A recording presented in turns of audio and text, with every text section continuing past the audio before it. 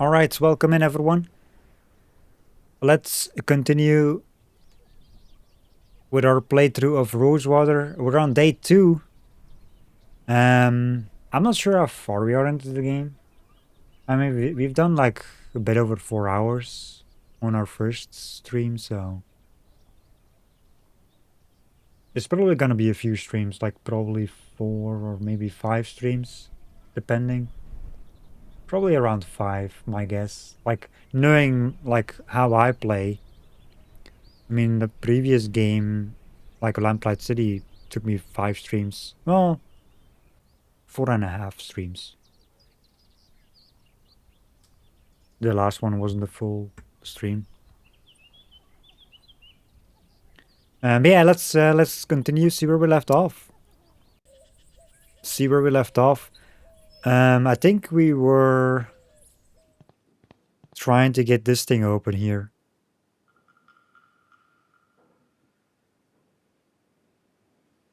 This door.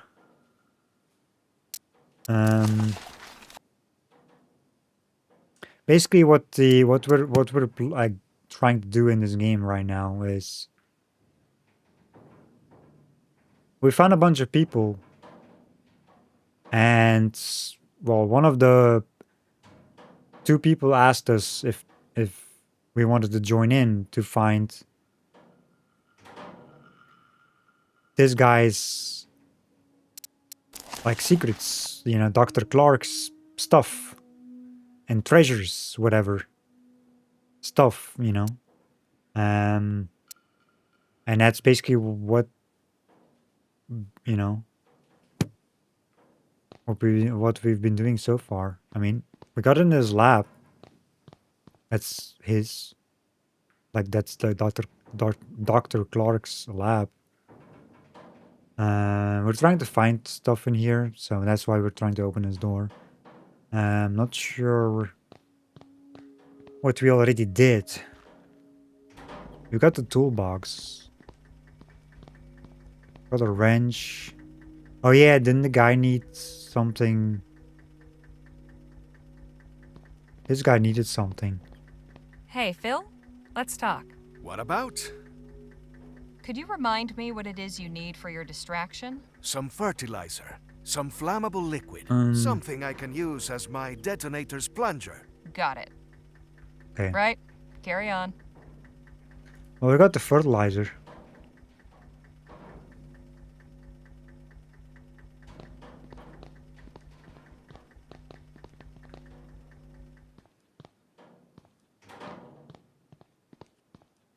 Plus, we need to get this thing machine going.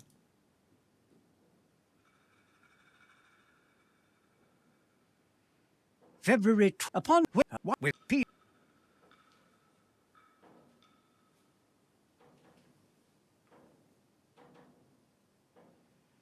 You can actually like show it to people, like what you have, like these letters.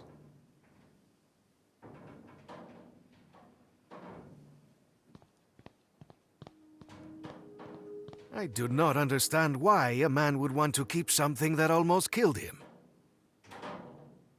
Huh.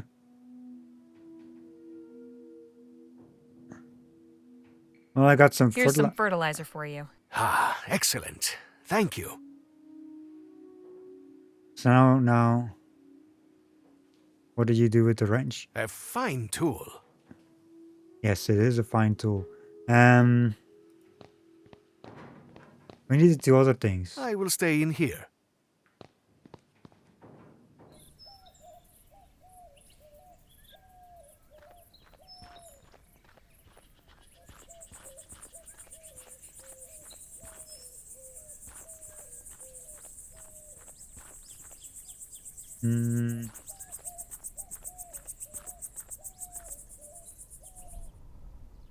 So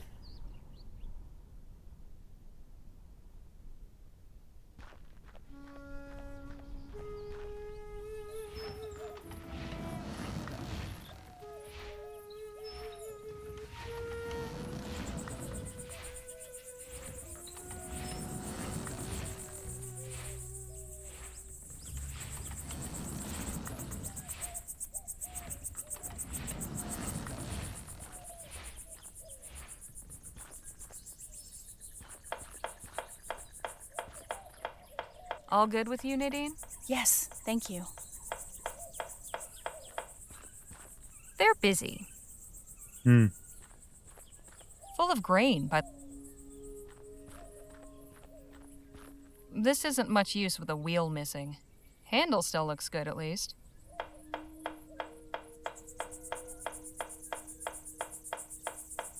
I'll have this handle off in a jiff.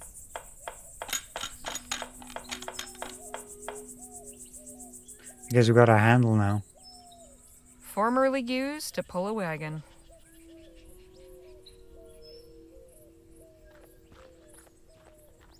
I've got more important concerns right now.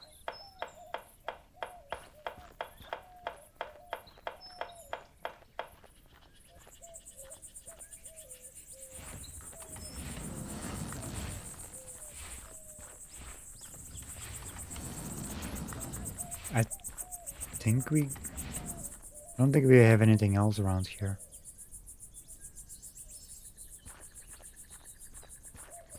I've had about as much of that. Hey, Danny? What's going on?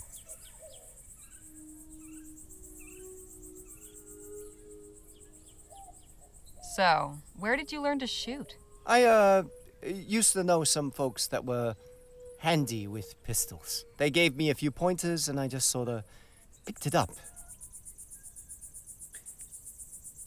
What would you use for a code? If you had to pick a 4-digit number sequence that was easy to remember, what would you pick? Suppose it'd be something important? A date, maybe? Or a memorable year? Never really thought about it. I'll leave you to the lecture.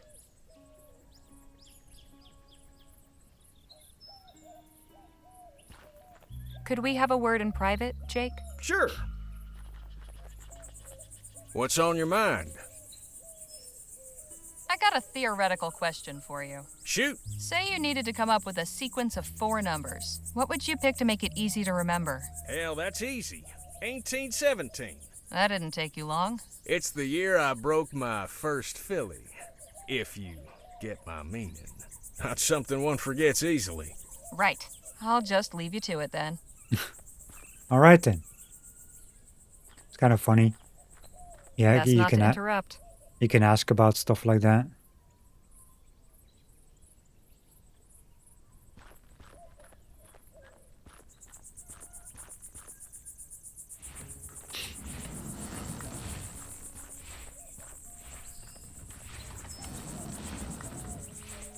Well, let's get back to the thingy. The lab.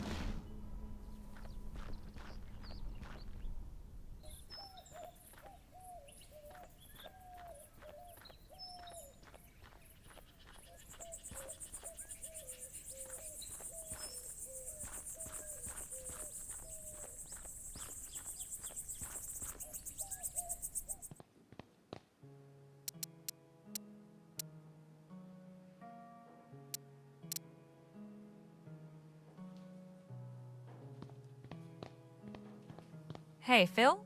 Let's talk. What about? Right? Okay. You have this. Will this work as a plunger? Why, yes, I think so. Thank you. Maybe this works? Here, can you use this as an accelerant? Definitely. Alcohol this potent will be very effective. Okay, cool. Perfecto. Got This everything. is everything I need. Are you ready? Ready as I'll ever be? Absolutely. Meet me outside in a quarter of an hour and prepare for a show that will make Jake envious. All right, everything is prepared. Take one last look. When you are ready, just say the word. Let's see some fireworks. See, we have to do this. So, I'm still not sure what the hell that code is for. Can we open that thing? Is this the way that we explode this stuff or something? I hate to do this. I wish there had been another way. No turning back now. I mean, there has to be another way. 3, 2, 1.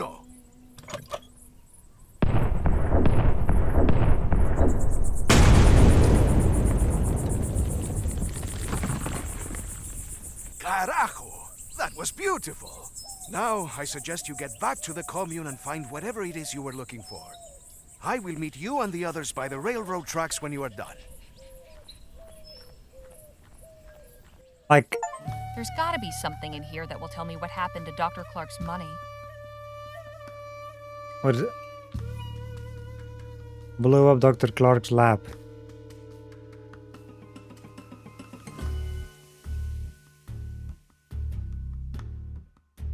Where the fuck am I now? All of a sudden.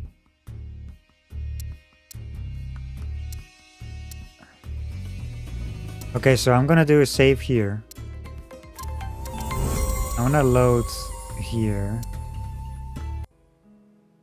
And before I blew up this thing. Also, hey Aaron, how are you? Thank you so much for the raid. Really appreciate it. How was your stream?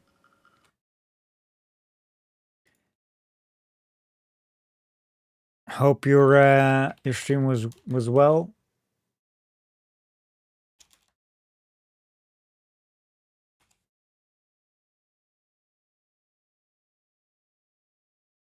Um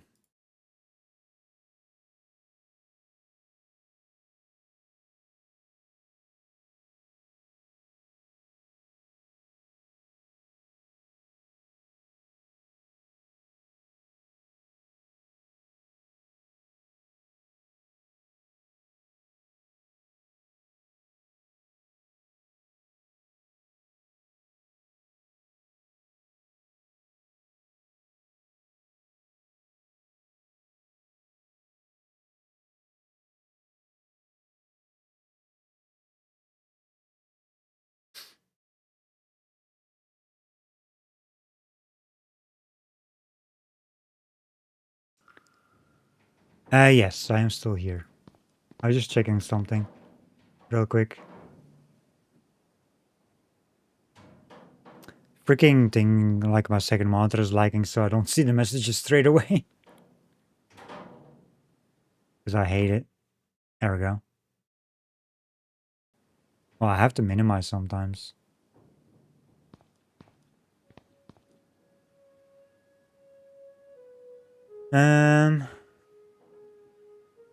It's a good stream, a bit longer than intended, but the game is just so nice. You're playing Good Night Universe. How was that? Quite linear, but so well made. Oh, nice. Well, glad to hear. So we blew up the place. It was actually really on my save because I want to figure out this thing here. We got an achievement for it. But I really want to know to like figure this out before blowing up the whole thing. You know? I don't want to blow up the thing. It's as fun as it is. You know? I want to see what's inside there.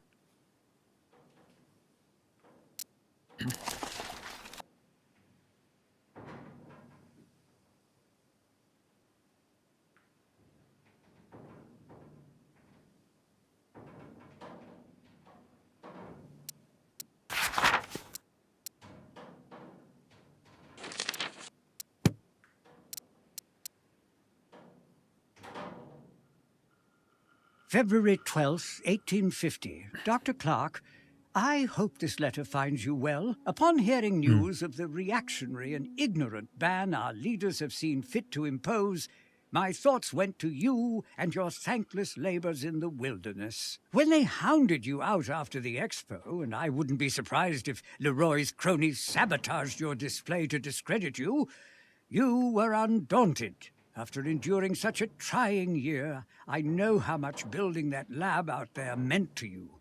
A turning point in your fortunes, or so it seemed. Yet I am sure you will persevere once more. One day when rationality again prevails in the halls of government and this silly thing is lifted, I hope to take you up on your offer of a tour. If you've returned to the bosom of civilization by then, all the better. With warm regards, Dr. Roderick Nethersoul. P.S. How you managed to rig a TT-180 console to control both your equipment and... Okay.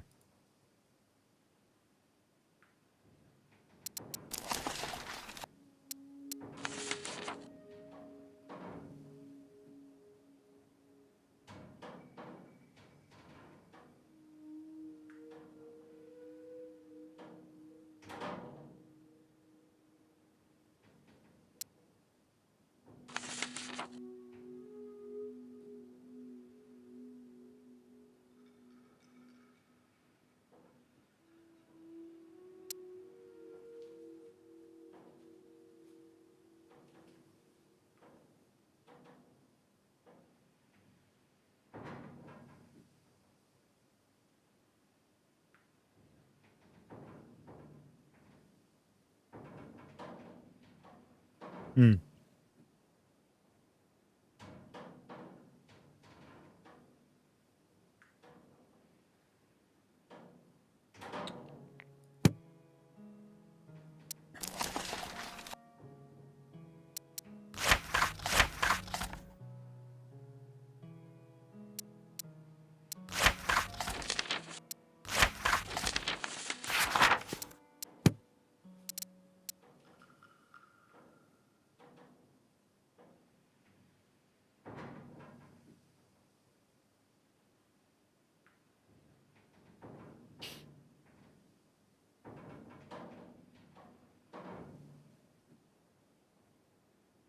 That took you. It took you a while as well. This puzzle.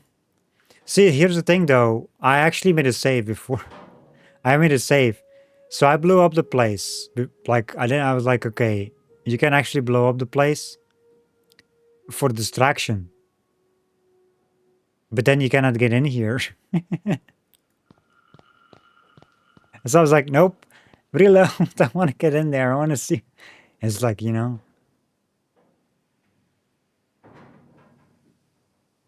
Which I actually did. Well, you saw it earlier. Like I said, I got an achievement for that, for blowing up the place. But I want to see like what's in there. Because that's what I wanted to do. You know? But then I was like, oh, we can blow the place up? Well, let's check that too, you know?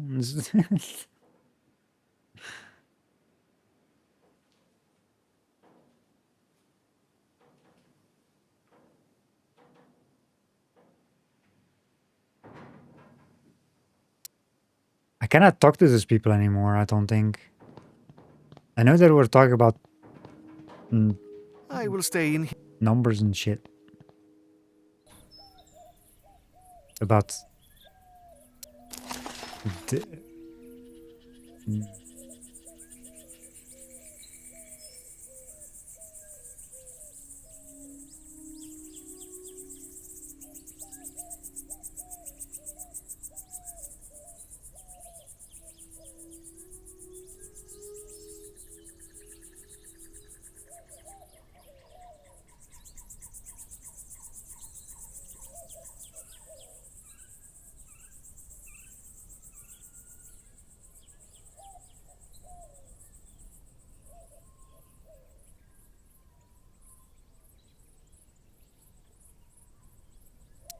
That's 4 numbers. What's on this? I can't make heads nor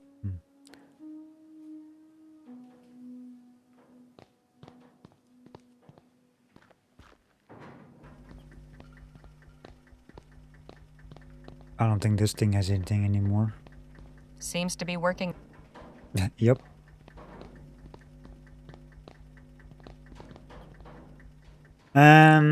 Quickly fix dinner and listen on my solution. Yeah. Here's the thing though, I talked to all the I people will stay in here. yesterday and I remember some bits, but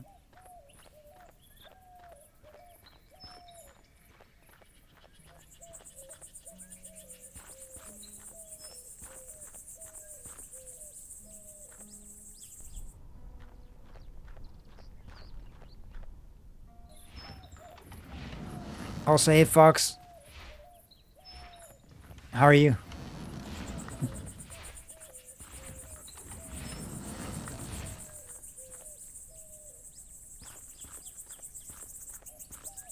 The butterflies sure seem to like these flowers.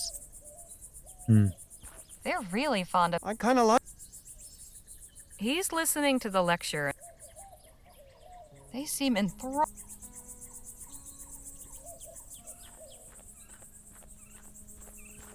The butterfly makes this...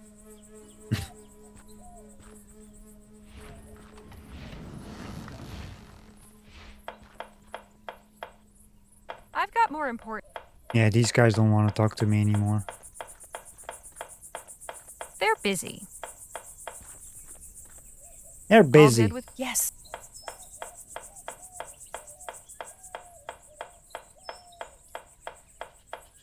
Oops. My, that's quite imaginative.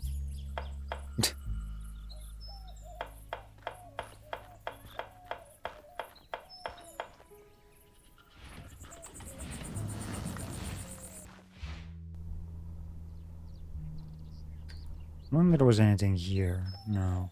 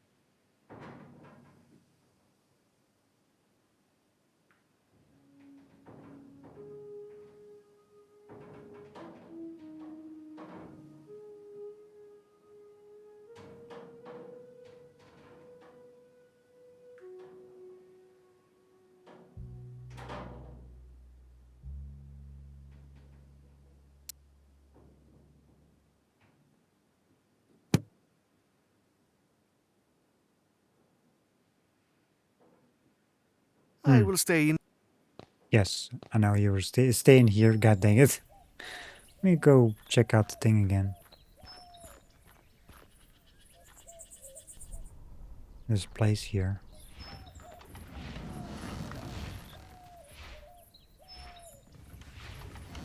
Certainly, they have an automated irrigation.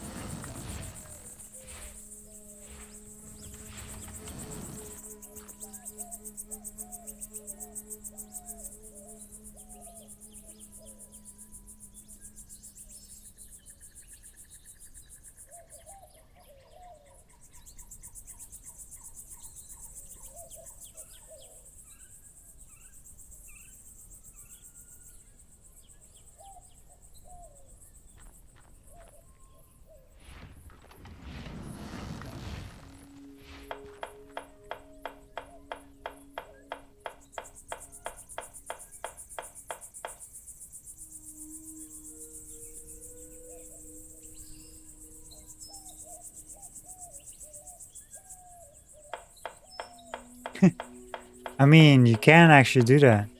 You can, but I want to find the other solution.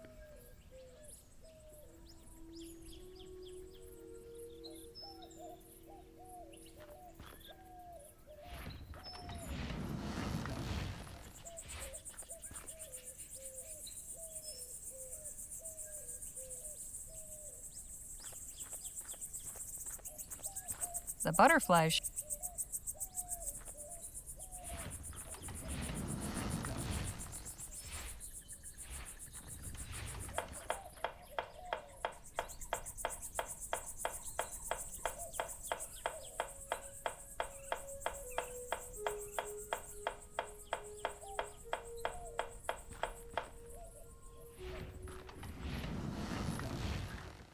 Blow up the whole place, you know?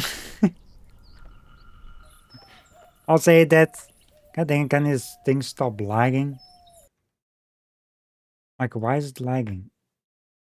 Stop it.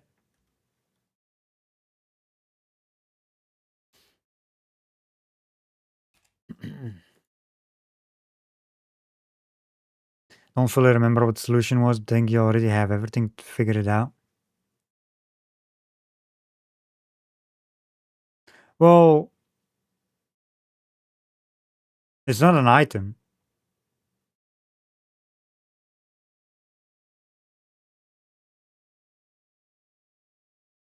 What is it doing right now? So laggy. The messages pop up so late. Like, god dang it.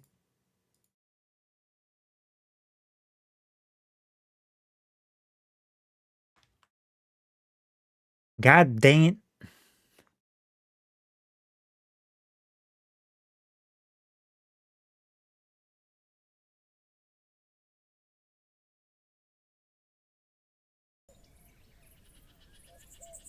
Okay.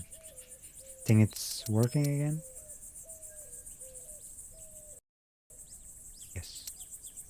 There we go.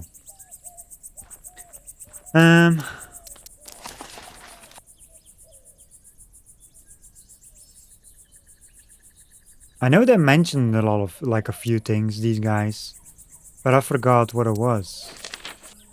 I don't know if it's in here or not. I don't think it is.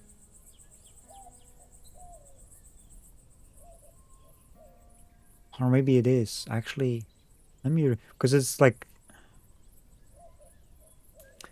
I said, I know they were talking about numbers and shit. That's why I checked this thing here to see...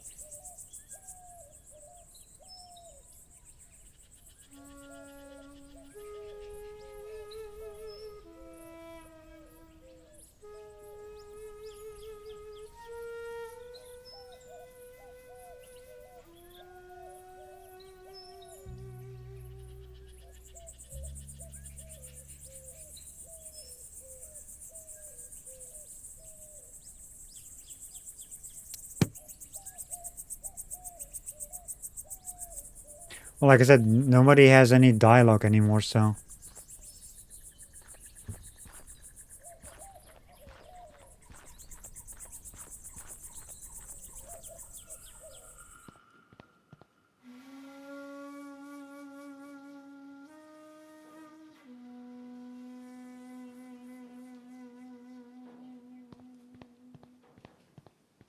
At least Clark did his testing on mannequins, not people. As far as we know. Huh. At least Dr. Clark practiced fire. I can't see through. I can't really...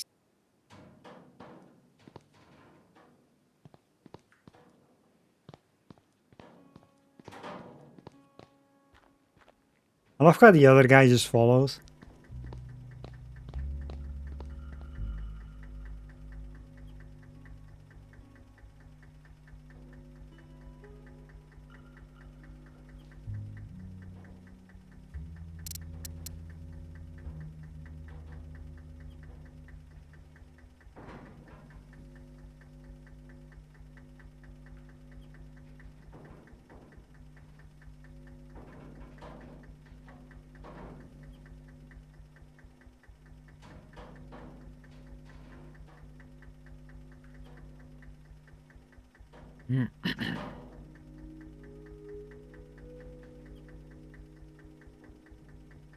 February 12th, 1850. Dr. Clark, I hope this letter upon here when they after one day with more P.S.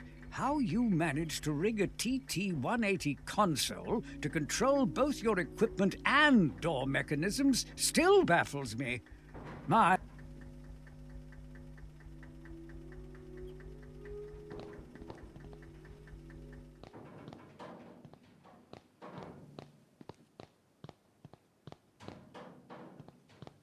Some kind of console.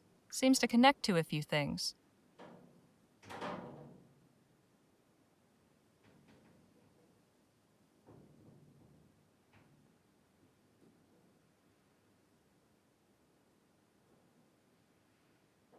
TT-180. Must be this contraption's model number.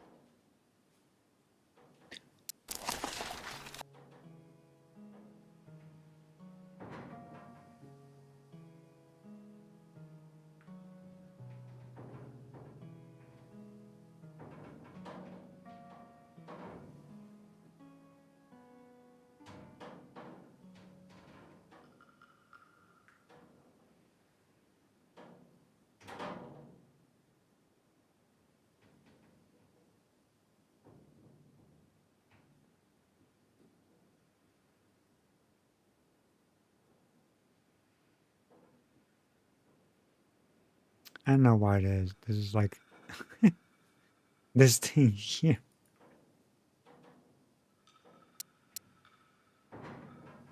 Built his lab out here 2 years ago.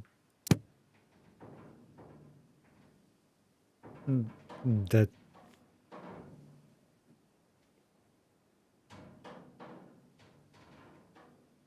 That's like the 1848 then. Because now I think it's 1850. I think. Yeah. Shabolda's lab. It's the code to activate the ceiling cannon. If only Clark had written down the code for that door. Hmm. Yeah.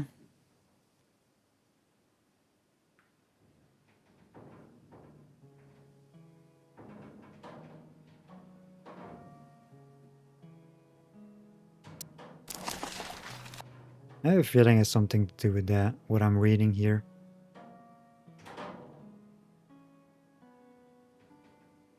I mean, the easy way is just blowing up the place. But I don't want it. It's kind of interesting that you can have multiple solutions for stuff. I wonder, like... I mean, I know in the beginning there was multiple solutions. I kind of guessed already. To get, like, to the show and stuff. That was one of those multiple things.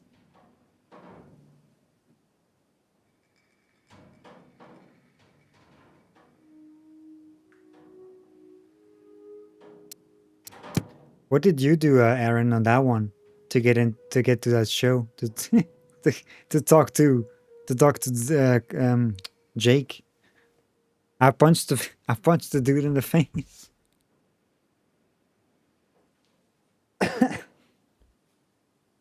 I was standing in the front.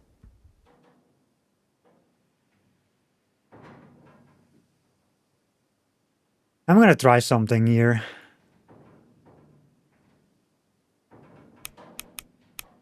Because I've been reading in that book, you know, the diary. Because there's no way they don't put any solutions in the diary. Because if you talk to everyone and there's no dialogue anymore, how do you remember stuff? Because I don't remember all of it. I know they talked about a few things that I still remember. But the one thing I want to try is something that I've read in the book.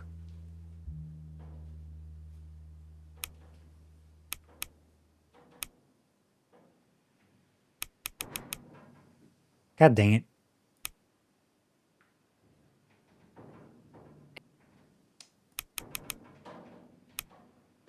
Um,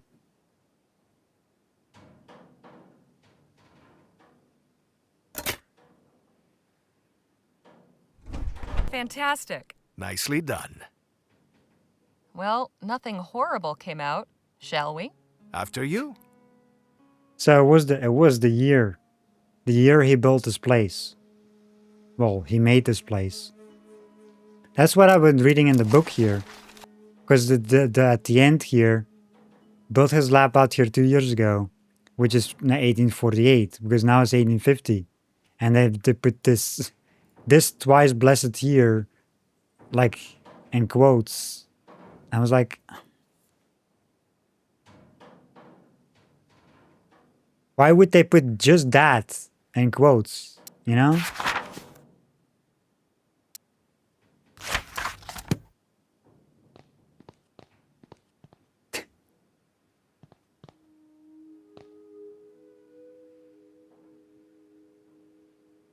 What did the villagers in Chrysalis say about the doctor? I forgot, they were talking about numbers in 8. The infinity number.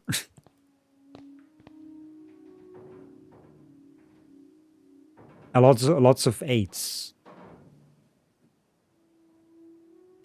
I forgot, to be honest. Did I listen to the things on the stage? Yes. But that was yesterday. I don't remember half of that. What the hell that I listened to.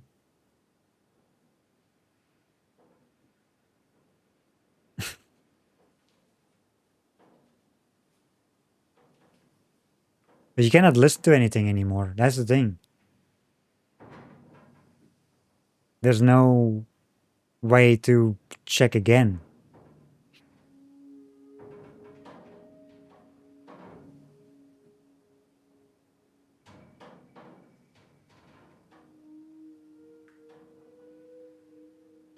Because Dr. Clark, like, they were talking about, like, a date basically with 8 in it, like, you know, it's like multiple was in the dialogue. But I think in the diary, because this diary, I think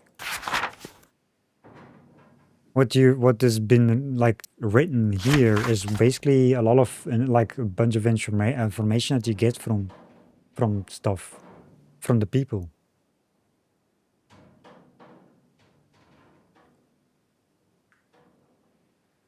Because this is from all this text here, from this place, like this part here, and these pages are all from the village. All you get information about.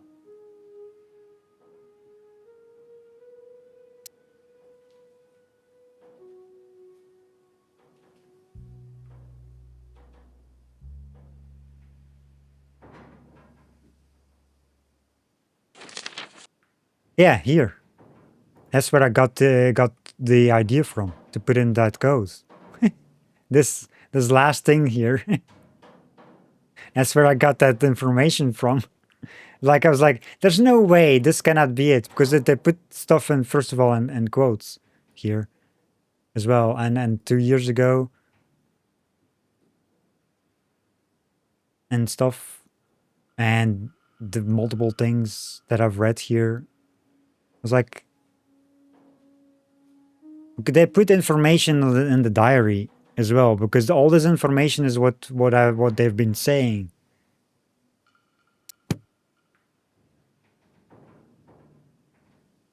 Oh yeah, it did work. I mean, the door is open. The door is open. It did work. Santo cielo. What in the ether happened in here? I do not know, but I am not going in any further. You're not going any further. How dare? There's like so many interactables.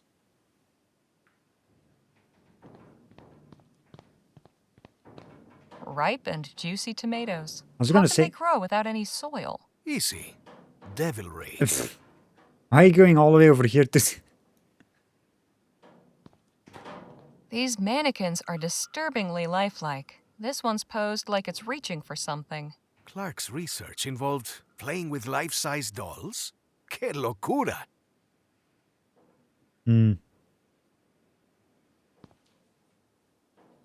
This one's just staring at his buddy. Yes. These squashes look healthy. This one seems to be the happiest of the bunch. How can you tell? It's the only one smiling. This pumpkin is thriving, despite being sealed in here with no water or sunlight. There is something very unnatural about all this. This is why I wanted to get in here instead of blowing the place up, even though I did, and we saw the scene. See, safe's coming, you know? I've never seen anything like that before. Have you? Nope, and I never want to see anything like it again.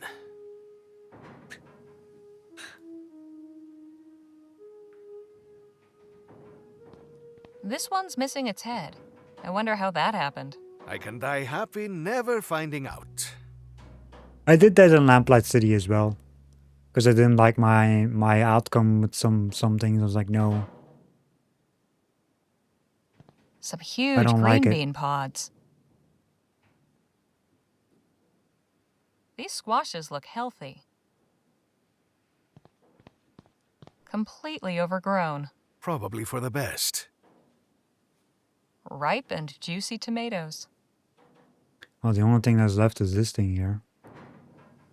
Also, can we have any dialogue from you?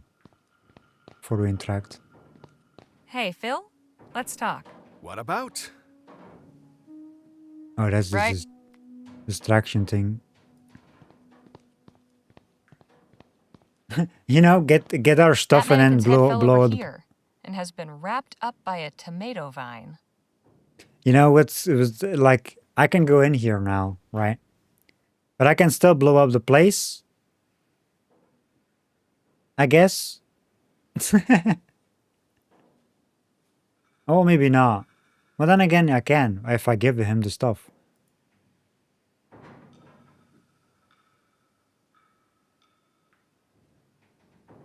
This might be of interest to our friends in Chrysalis. I guess so.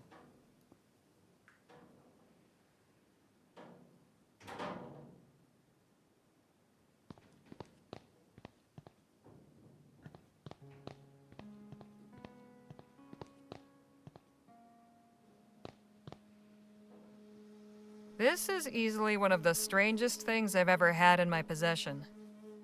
I wonder what they would say, like the dialogue when you blow up the place. Because I never actually went there. It automatically went to the next scene.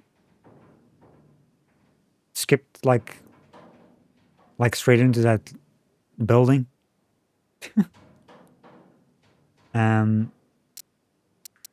Which is interesting. Hey, Phil? What up? Right?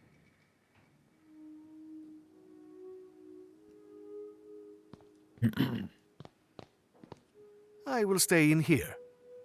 I guess it's good for an achievement.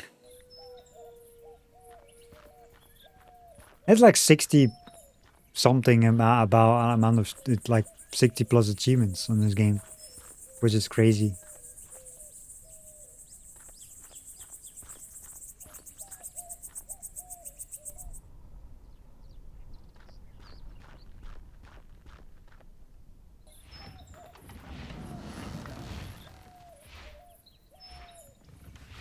I mean, it's like choice-based stuff is nice and all,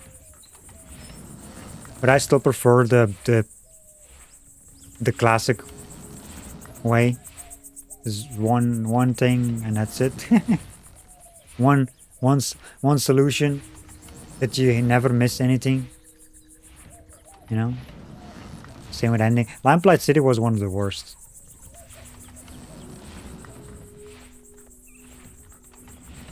You can miss a lot if you fuck up the wrong way.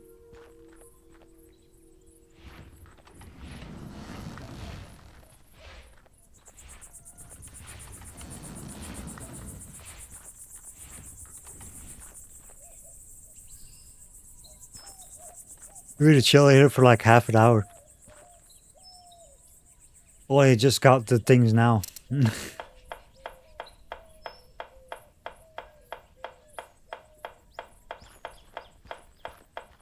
Have a look at this. What? Where did this come from? Clark's lab. His test room, to be precise. You were able to get inside? Sure was. It was full of plants and all kinds of weird equipment. The ethericity seems to have boosted the growth of the seeds somehow.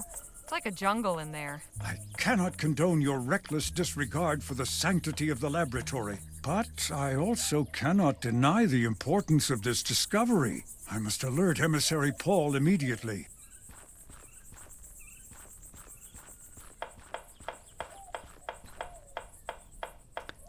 Well, so it's kind of interesting. You get like an achievement for blowing up the I'd place, better be quick. No telling when that chump might come back. but you don't get any. Oh, holy shit! You don't get an achievement for this, you know, for the other solution. It's kind of called shenanigans. The New Britannia Gazette. The lead article is about the upcoming Lamplight City Expo. Interesting how the follow-up is nowhere to be found. A bunch of scribbles documenting the effects of ethericity on plants.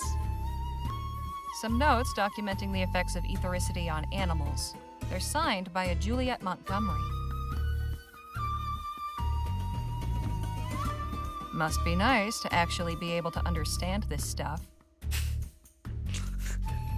Yeah, it must be nice. Some old bearded guy. The plaque says Galileo Galilei. We can interact with all this. So many things. It somewhat resembles a telegraph, but what is this box for? It somewhat resembles the things some people will keep for posterity. I'll never understand.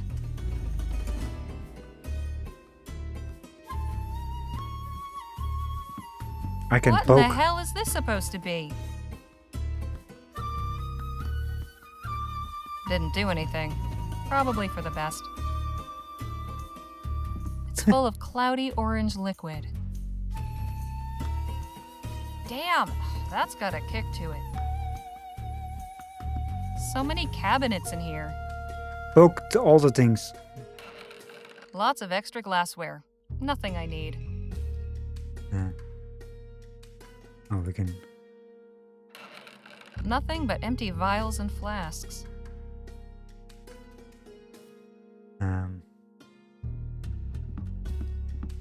Looks like a smaller version of the power generator in the lab.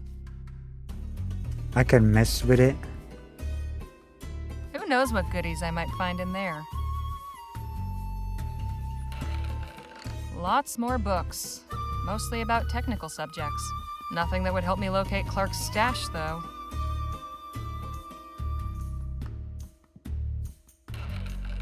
Even more books in here. Some novels, poetry books. Nice to know Clark had other interests, but none of this helps.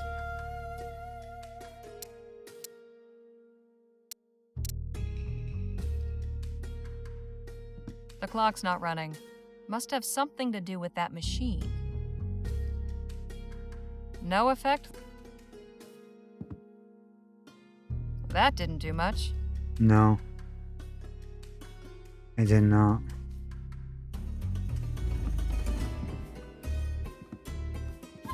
Operate. Clark had quite the library.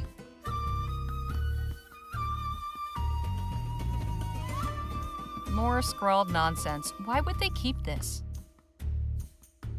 Just another one of Clark's weird toys. Full of all kinds of liquids. I'd rather not know what they are.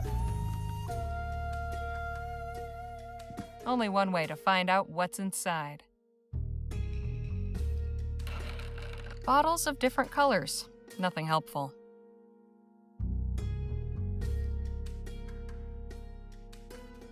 Let's see. Books on science, engineering, astronomy, and what's this? Looks like a diary. I should have known. Get out of here this instant, degenerate! I want to operate the thing. Don't you dare try any more trickery, or Emissary Paul will hear of it. At least I found what I was looking for. Hold up a second. Is that actually a thing? Because I did as the autosave. Was that actually a thing? Doesn't seem to be working. Doesn't seem to... Aw. Nothing's hidden behind it. Prometheus bringing fire. Well, I guess that was all the interactables. Anyway. Let's load back the autosave. It's not like an autosave. You couldn't mess with all the things.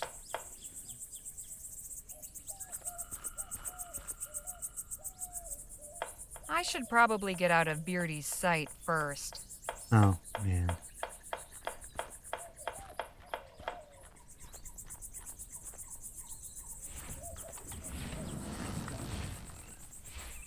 The final entry is bookmarked with a letter.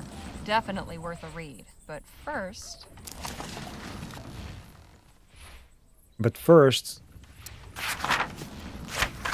There's a lot of stuff. March 13th, 1845. I am embarking on a new project, which means a new journal. Here I will record my notes and observations from a series of experiments on the generation and application of etheric energy. I believe it can be profitably harvested from the very air and harnessed for an immense number of beneficial uses.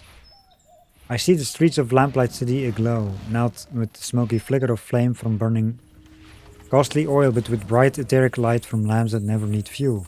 I see compact, efficient etheric engines replacing the bulky and limited diffusion generators that drive Her Majesty's airships. I see our nation's mills and manufactories humming, kept in motion, not with the sweat of the brow or the belching fumes of coal fires, but with the clean, abundant power of ethericity. Applications are limited, but before they can be realized, I must turn my attention to the practical problem of efficient generation, not to mention safe, reliable storage. Even if energy can be summoned from the atmosphere on demand, some intermediate storage device will be necessary to absorb the excess and release it in a controlled fashion. Absent such a mechanism to modulate the unpredictable flow of raw power, the effect would be akin to cooking one's breakfast by exploding a stick of dynamite. Tomorrow I must visit Cunningham's to order glass tubes and ampoules, as he always takes weeks to deliver. I hope he also has magnetite on hand in sufficient quantities, so I can start experimenting with it right away. But I will try the iron filings first. If not, down to last spool of copper wire. Must pick up more. And I must stop by the offices of the Gazette soon to circulate an advertisement for a new assistant in a weekend edition. Much to do. January 19, 1846. Some days the work has been maddeningly slow, and some days it seems to advance by leaps and bounds. Oh, slow. I am kept too busy to think often of writing in this journal, yet I have made notable progress. I have built the first prototype capable of harvesting ambient etheric potential and channeling into produced energy. In this instance, heat, there is as yet no flow regulation mechanism, so the entire energy yield feeds directly into a copper heating element. Suspended within a water-filled cylinder affixed with a thermometer, the top is left open to vent the steam which is frequently produced in abundance. In future, naturally, the entire heating coil system tube apparatus will be replaced with another assemblage, capable of converting the ethericity into useful energy, to generate light, say, or mechanical motion. Prototype does not appear capable as yet of generating heat beyond materials tolerance. However, I have reached the limits of this particular configuration without hazarding a faithful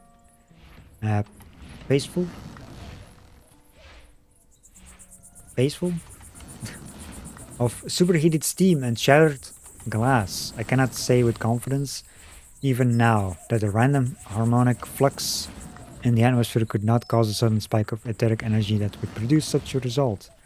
Now that the principle is proven, we must experiment with introducing a regulator to throttle and control the flow for both safety and practicality.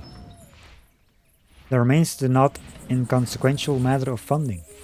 It has taken longer than anticipated to reach even this early milestone, beyond the initial outlay for equipment.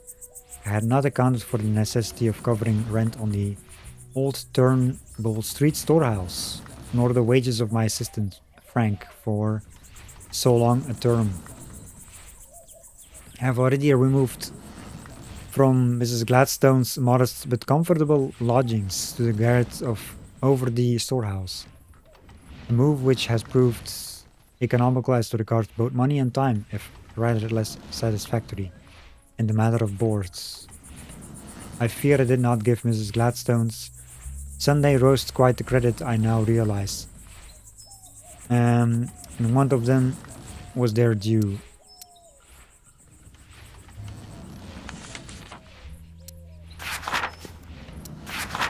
Yeah, there's like 4 more pages? 5, 6, 7? It keeps on going. Nah, I'm not reading all this. Wait a minute, why did the arrow disappear earlier?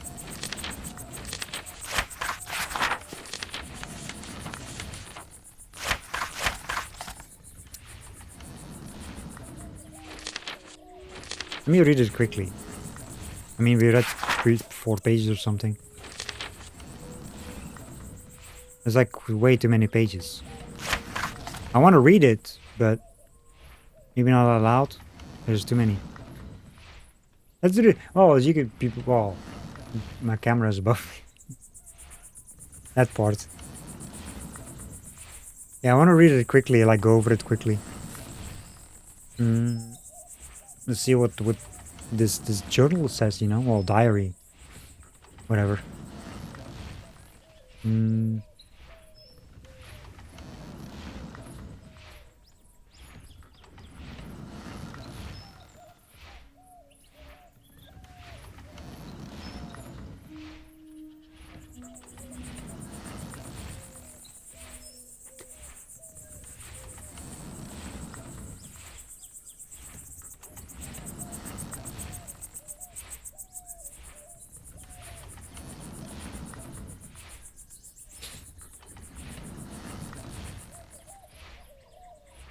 Well, it's basically...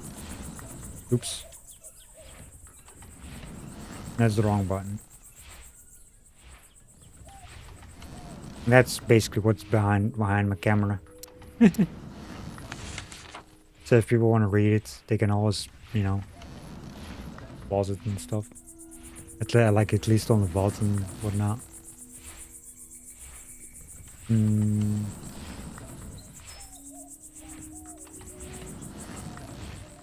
Because I'm not reading all this out loud. It's too many. I thought it was like only like a few pages, like 5 or 6. Then I saw like way more popping up randomly. The arrow didn't show up in the beginning though.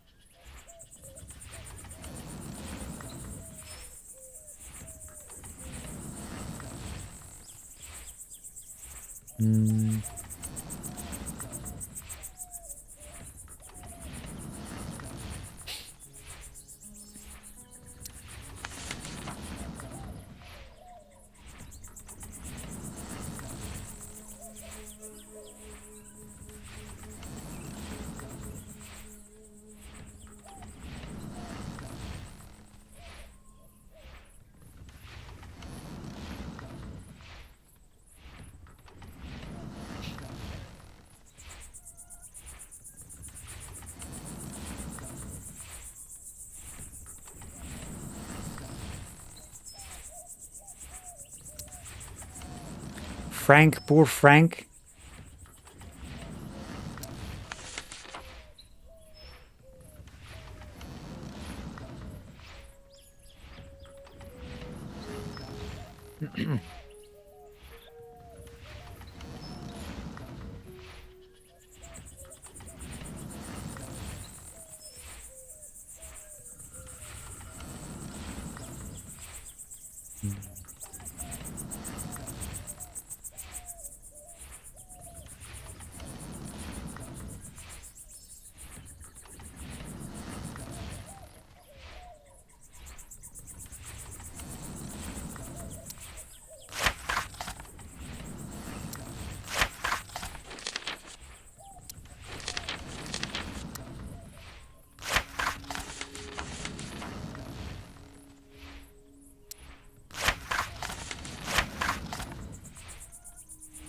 Unless there's like some random things popping up again after this.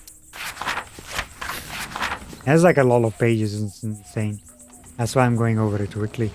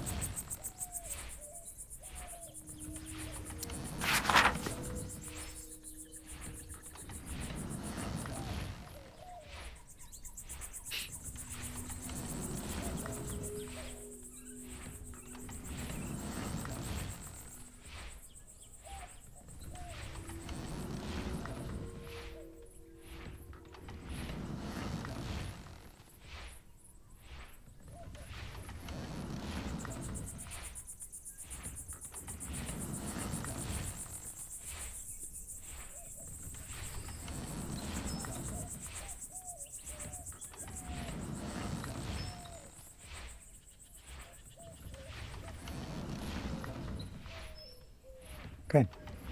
Put my camera back.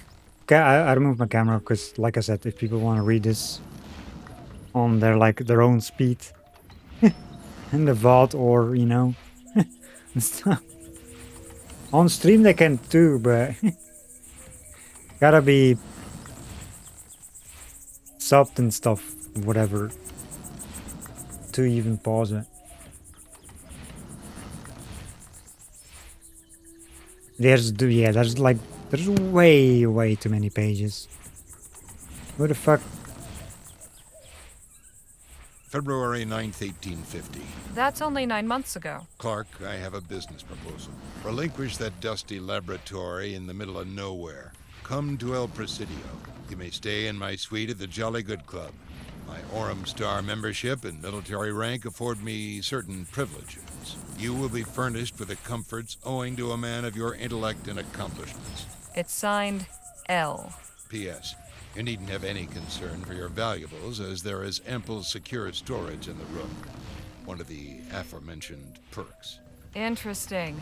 Jake will want to see this. I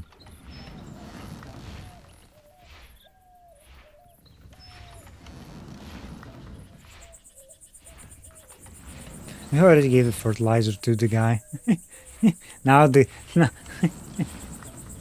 now Phil got some fertilizers in his pockets because of the thing we were planning to blow up. We didn't actually blow it up, so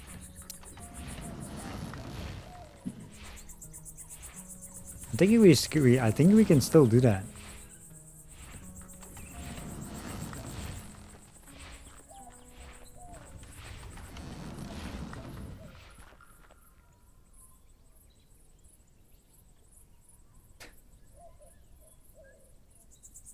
Fuck.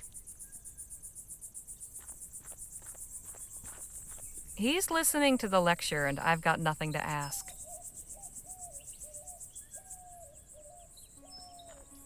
What in the ether is going on here? Miss Larkin was kind enough to offer to paint my shadow. In the altogether? Well, didn't want to get my clothes dirty. Besides, I paint the soul. The subject must bare himself and discard all excess. Best not to interrupt. Could we have a word in private, Jake? Can't it wait? I'm a bit preoccupied. Fine, I guess. He's listening.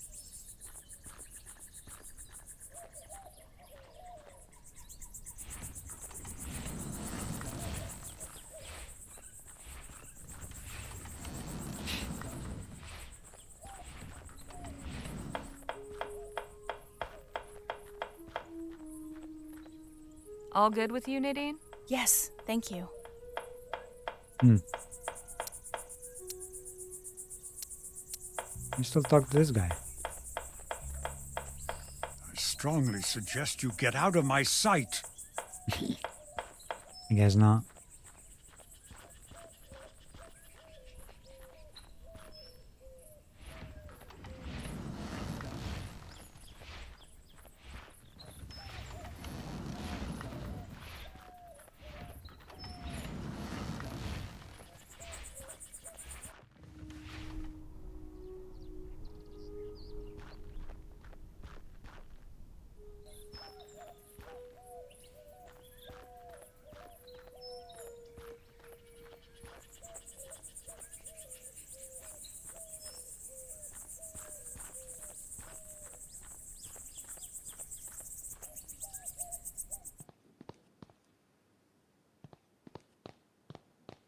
Hey, Phil? Let's talk. What about? Nothing, I suppose. Never mind. Whatever you say. Whatever you say. I guess you still blow up the place? Is there anything? I don't think there's anything more here, as far as I can tell. No. Hey, Phil? Let's... What I don't about? wanna, Whatever you. I don't wanna talk.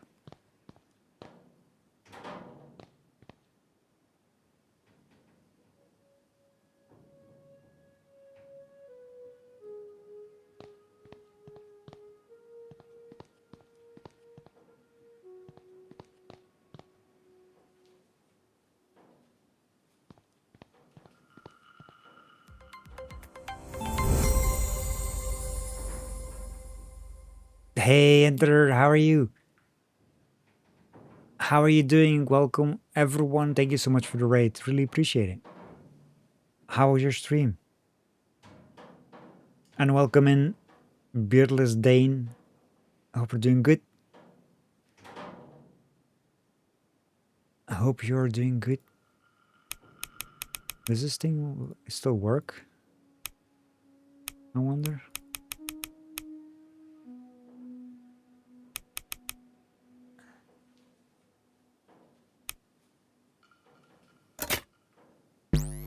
I'm starting up the device again.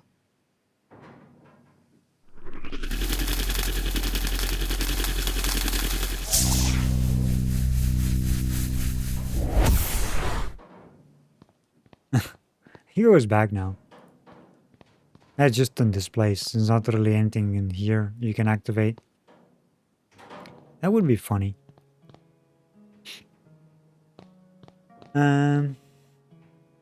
Anyway.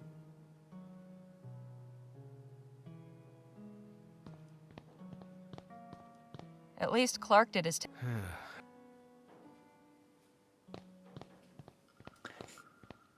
Yeah, as you I can will see, stay in here. I am playing some Rosewater at the moment, doing some puzzling and adventuring. See what we can do.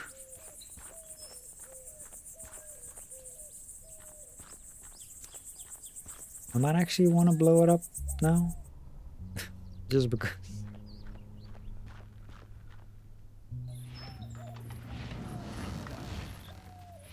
There's nothing else to do.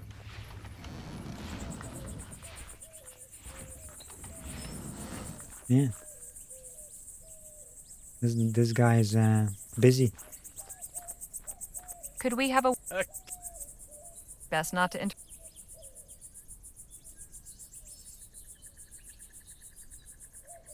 Hey, Jake. I've got something to show you. So, show me. I'd prefer to speak in private. Can't it wait? I'm a mite indisposed at the moment. It's to do with what we've been looking for. Ah, well, in that case, excuse me a moment. Okay. Won't you, darling? That works. All right, what do you got? I found Clark's journal. Have a look at this letter that was inside. An invitation to the Jolly Good Club in El Presidio? Yep. Check the date. 9 months ago. Ah, nice sleuthing, Harley. Let's round up the others and say our goodbyes. We need to plan our next steps. Leaving us so soon? But you've only just arrived. We appreciate the hospitality, but it's time we moved on. If your journey must continue, then so be it. But we cannot thank you enough for your discovery of Evocator Bennett's etheric cultivator, Miss Leger. Once we relocate and configure the equipment, our crops will surely flourish. That's great to hear. I hope you'll all be well fed this winter. Know that you will always find welcome in Chrysalis. Farewell, my friend. Odd bunch of folks, but quite charming in their way. What's the story behind this game? So basically, when you arrive here, it's just for a job. Because you're like a journalist. And you're assigned the first job. And basically you have to interview this guy here. This guy. And you end up going on an adventure with this guy. Because he wants to find treasure. Basically, I guess.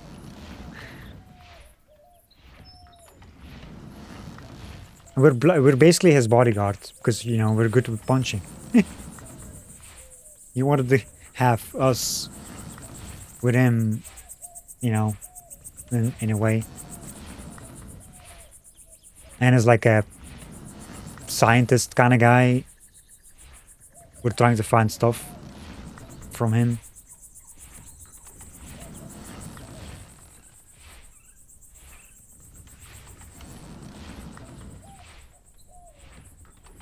You know, just adventuring, you know. And adventuring in the West, the Wild West, I guess.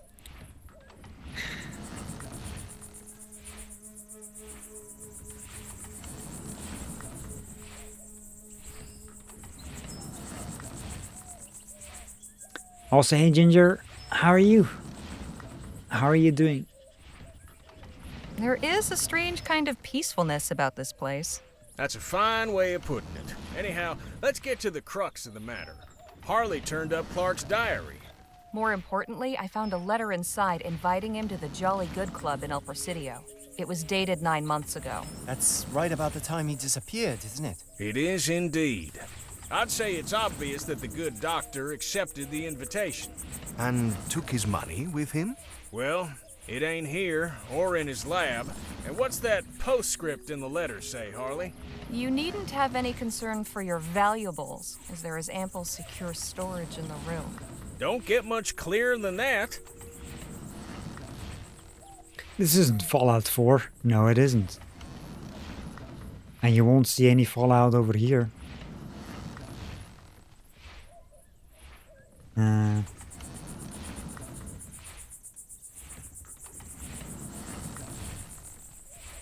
Suppose we should start packing if El Presidio is our next destination. Now, let's not get ahead of ourselves. First and foremost, we need some transportation. You haven't got any? Don't you tour around? Sure, but our show wagon ain't gonna fit all of us. Plus, we'll need it to store all the show's props and equipment while we're gone. There's that lady in town with a wagon now. Heard her talking at the saloon once. Said she hires it out to travelers. Sounds promising. Who is she? You've met, actually. She was your cellmate when we bailed you out. Lola? She did mention she was leaving town soon. Maybe we can hitch a ride. We should head back to Rosewater, no? Yeah, let's get a move on. Enter, please. Right. Harley, I'm putting you in charge of hiring us some transportation. Danny and I are going back to the theater to settle some business. Come get us once you've arranged a ride. And just how am I meant to arrange it? Financially speaking? Well, now that may get a mite tricky. Our contract was to pay out at the end of the show's run, but seeing as we'll be breaking that contract, I'm sad to say we'll be forfeiting those proceeds. Anybody else got funds to contribute to the kitty? Not unless this Johnson woman accepts pesos. And I've few enough of those at that. I'm afraid I haven't got anything either. Harley, my dear, I'm afraid we must then prevail upon you to furnish the petty cash needed to get our expedition aloft. Seeing as you're the only other one of our posse who's currently in the position of being gainfully employed. And it goes without saying, but you'll be fully reimbursed once we find what we're looking for. On top of your share. With interest. I certainly hope so. Wonderful. Well then, we'll be seeing you later. What about you two? I think I'll pay Dr. Sedgwick a visit. It's been ages. And I owe him proper thanks for his care. See you in a bit, Harley.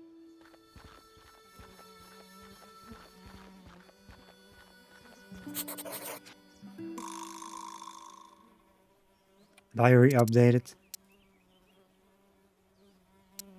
Return to Rosewater.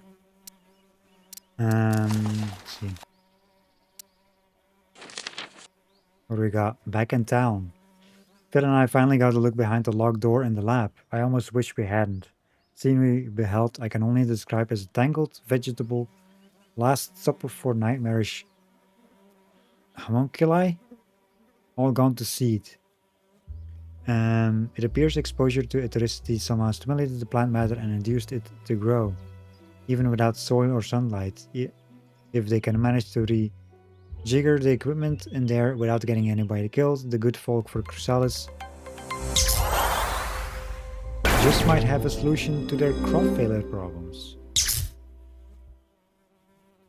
Hey Ed Patikin, how are you? Happy Tuesday.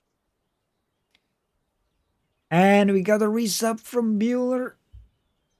Thank you so much for the resub. 14 months resub. Really appreciate it. How are you? I am doing good. Happy Tuesday to you as well. I am doing good. I am doing good. Hope you're doing good. Hope you're doing well too.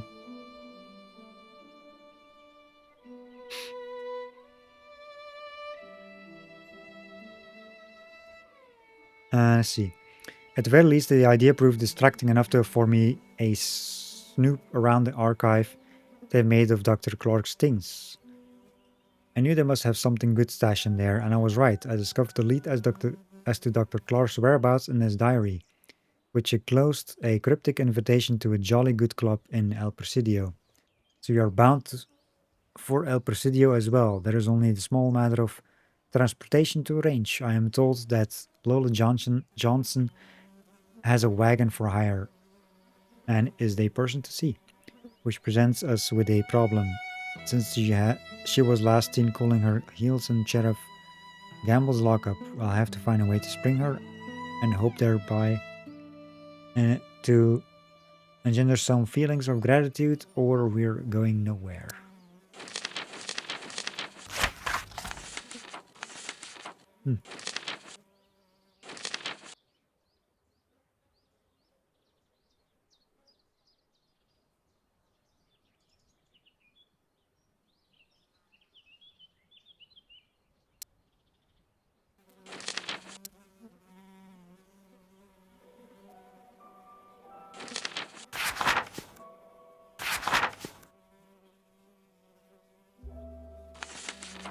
It's like it's kind of like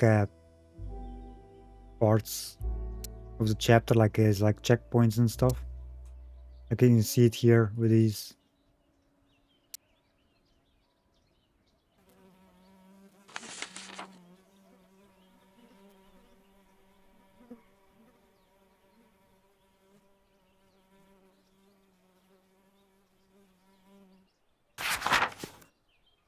Huh.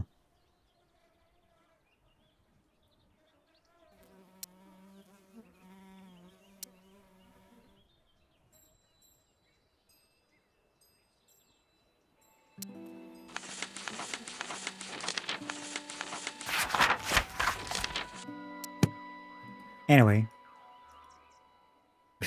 Okay, that thing is gone, by the way. That one item.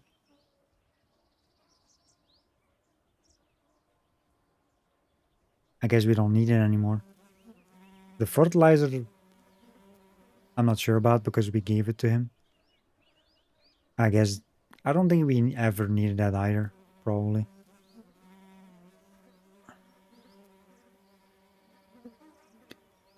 We got the wrench though for, did we ever use this? I don't remember using this. Maybe we did.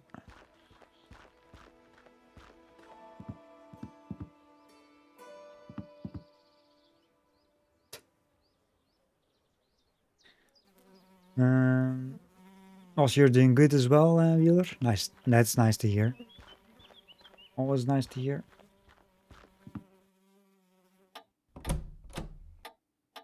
Welcome back, Miss Leger.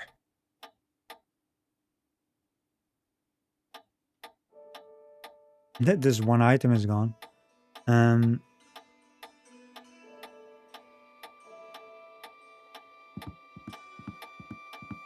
Hey, Sheriff? What can I do you for?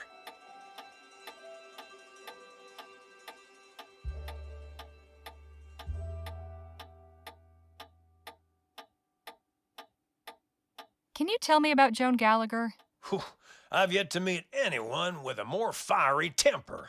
My advice is to stay on Joni's good side.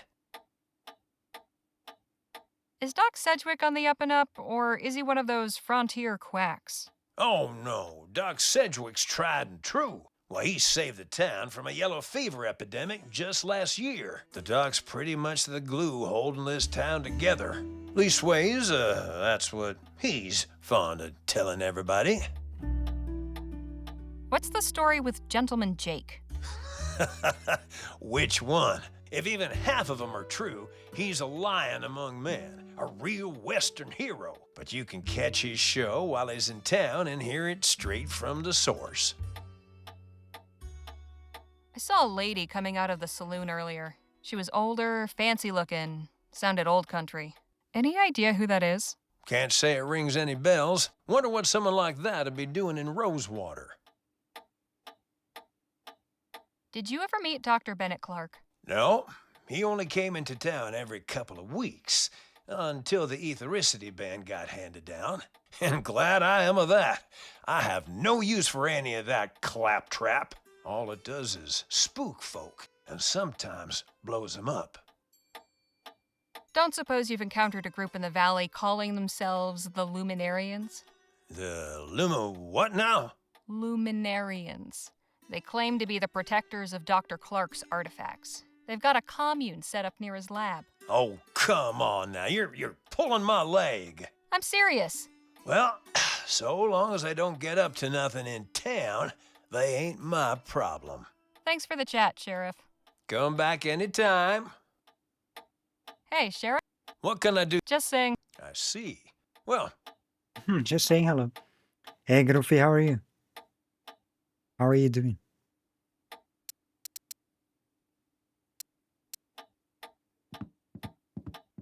I've got a proposition for you. Is that so? You said you were planning on leaving town? I did. And I've heard you have a wagon for hire. That's right. Interested in a job? Depends who's hiring. I am. My posse and I need to get to El Presidio as soon as possible. I see. How many? 5, counting myself. Well, I've got good news and bad news. Good news is, I was bound for El Presidio anyhow, and my wagon can fit 5. And the bad news? I'm sure you can figure that one I mean, for she's in jail. yourself. So if I get you out of here, you'll take us along? We can discuss my fee once I know you're serious. I'll have you out in a jiffy. Pardon me if I don't hold my breath. Wait, hold up a second. Can I talk to him again, like Sheriff?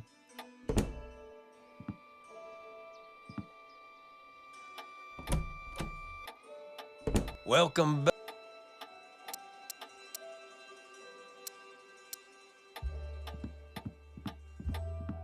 Hey, Sheriff? What can I do you for? How much to get Miss Johnson out on bail? Let's see. For assault on a minor child, as well as unlawful occupancy of an uninhabited building, that'll be 15 crowns. I just have enough. But then I don't have any money. Thanks for the chat, Sheriff.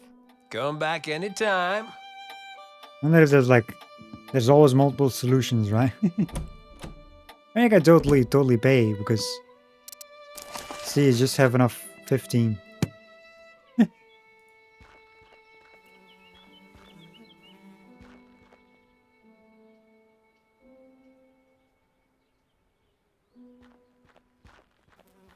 Not much of a place to stay. I can see why Lola's itching to skip town. Nothing inside but a colony of ants.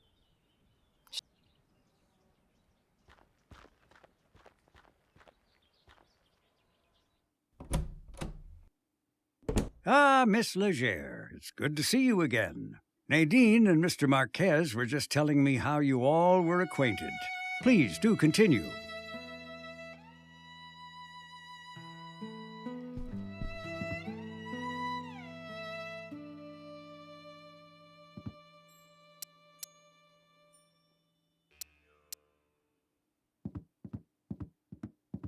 Hey, Phil? Let's talk. What about? Are you looking forward to our journey west? I more look forward to what we will find at the end of it. Right. Carry on. Nadine, could we have a word?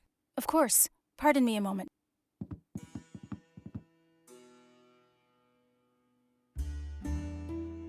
So, how was it working for the good doctor? Well, he taught me everything I know about medicine. It was especially interesting during the rush. We had no shortage of patients then. I lost count of how many broken bones I set. Seems we've a big journey ahead.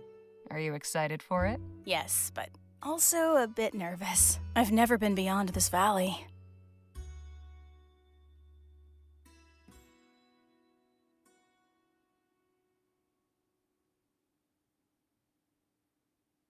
You'll be all right. We've got a good group, and we'll look out for you. Thank you. I appreciate your kind words. I'll leave you to your conversation. Hey, Doc. Miss Leger. Did you ever make the acquaintance of Dr. Bennett Clark? Ha!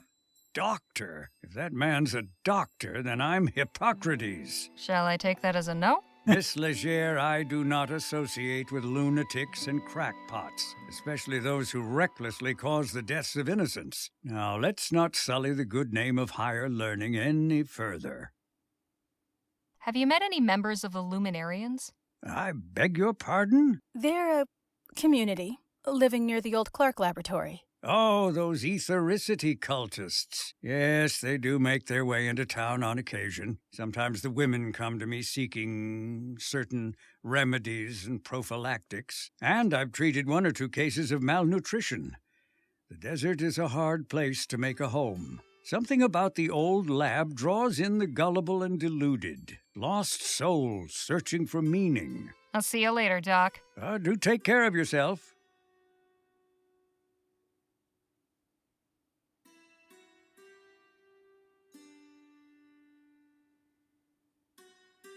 Oh. Let's get out of here, I guess.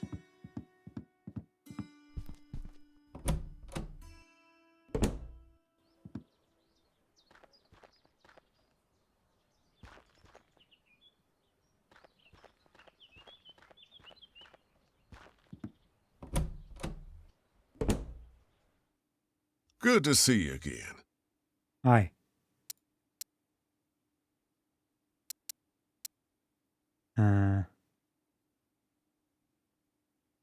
Right article.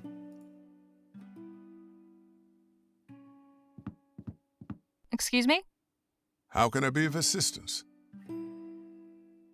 Did you ever happen to meet Dr. Bennett Clark? I have Joni's account of his demonstrations at the theater, but I never saw them myself. Never met the man neither. He wasn't seen much in town. You wouldn't happen to know anything about the Luminarians, would you? I have no idea what that word even means. Never mind then. I'll leave you to your work. Appreciate it, ma'am. So you can actually write the article. This guy sounds like Lee from the Walking Dead series. Good to see you again, Harley. He does. Hope you're spinning me some aurum. Well, I've spent the past couple days following Jake around, gathering plenty of straw. Glad to hear it. I like writers who go above and beyond.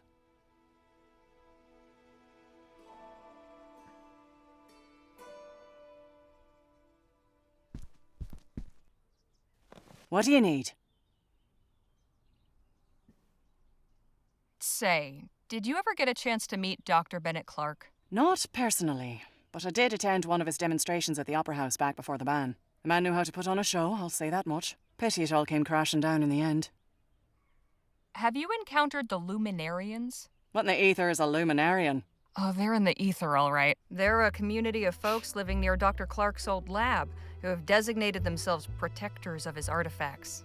They believe Dr. Clark transcended into the ether and joined some luminous beings that live there. That's some wild stuff. But I publish newspapers, not copper novels. Joni, I'd like to ask, could I get an advance on my article? What for? The long and the short of it is that Jake has invited me on an expedition. I'll need some extra crowns to cover the expenses. What kind of an expedition? We're going to look for Dr. Bennett Clark's missing fortune. Surely a far more interesting story, wouldn't you say? You're right about that. Tales from the wild frontier are in vogue these days, and folk will be gumming to find out what happened to Clark. But I like people who finish what they start. Get me your assignment, then we can discuss your next one. Understood. I'd best be on my way. Right you are. Right you are. See you later, Joni. Take care of yourself out there.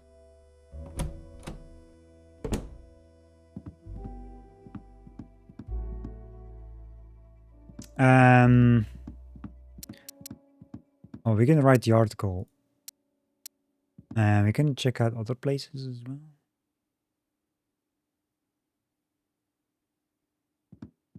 All right, let's get this thing knocked out. But first...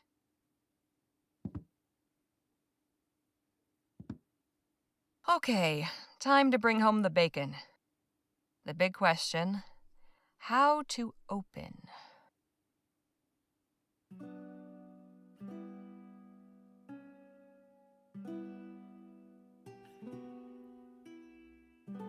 With the bar brawl.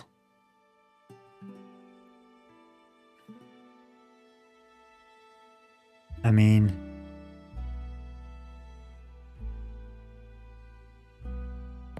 From the moment he rode on stage astride a huge, steam-spewing mechanical horse, it could not be denied that Jake Ackerman was more than your typical copperpenny showman. Following that outstanding overture, Gentleman Jake's Wild West Spectacular proceeded in a similarly gobsmacking vein. Now, the middle section needs to recapture the reader's interest. Let's see. It is Lee, is voiced by Dave Fano. Oh, nice. I knew there was like some big names in this game. Like Roger Clark, that plays Arthur in Red Dead Redemption 2, which is Jake in the game.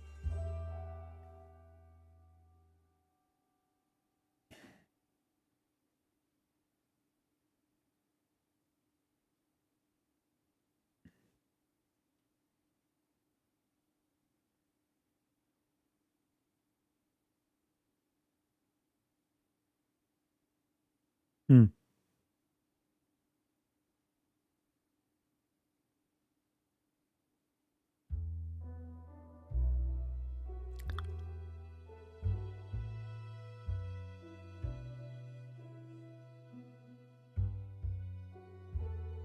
Let's see what this does. A man of many words to match his many deeds, Jake was gracious enough to sit for an interview, in which he revealed some fascinating and candid details about the life behind the legend. And now for an ending. Praising Jake, Danny, Rosewater. Praising the town.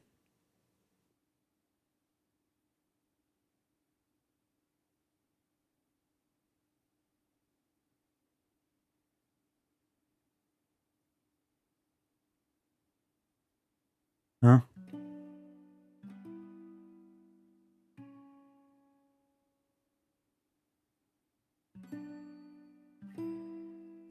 While Mr. Ackerman is truly a great man, it is undeniably the people around him, most notably his devoted assistant Danny Luo, who ensure his star shines all the brighter. All right, that should do it. Now, what should I title it?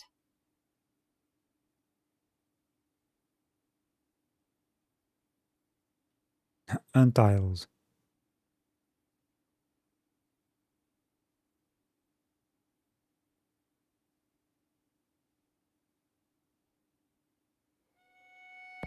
A frontier hero comes to town.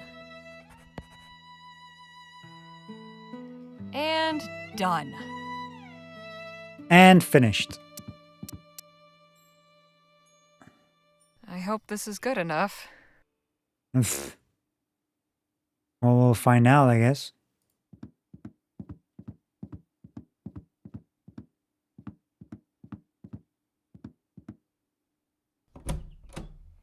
Hello again, Harley. No time to waste gabbing, Leger. Get out there and write.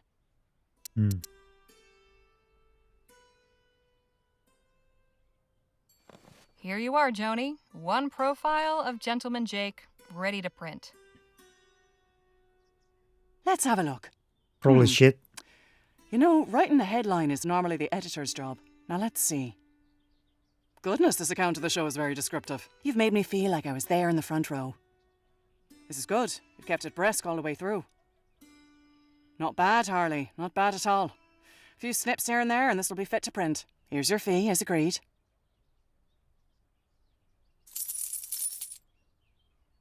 Now I know what I'm working with, I'll have a think about your next assignment. About that. How about that piece on the search for Clark's missing fortune? That'll be better than any old profile. Sure enough. All right then. Clark's missing fortune it is. I've got something else. Oh? Do tell. While I was going around with Jake, we spent some time with the Otham. I learned that they've come under constant attack from the soldiers at Fort Beaumont. What? Why? That's the thing. There's no reason. They pose no threat, yet the soldiers harass them anyway. In one recent raid, all their crops were torched. That's atrocious. People need to know about this. I'm glad you think so, because their leader wants their story told. She's willing to be interviewed. She gave me this statement, too. Powerful stuff. I'll pay a visit as soon as I can and see for myself. Plenty of townsfolk could stand to learn about our neighbours in the valley. This could open their eyes. I hope so. Now, if you'll excuse me, I need to see about hiring a wagon. Godspeed, Harley. See you later, Joni. Take care of yourself out there. In this game, he voices Henry Dixon, Kurt Dawson, and multiple characters, basically. I mean, that's usually the case in these adventure games. Some voice actors do multiple characters.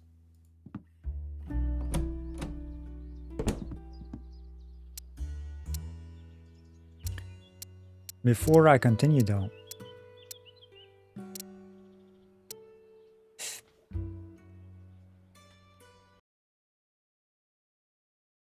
I'm gonna be right back. I am gonna be right back. Quick bathroom break, so back in a minute.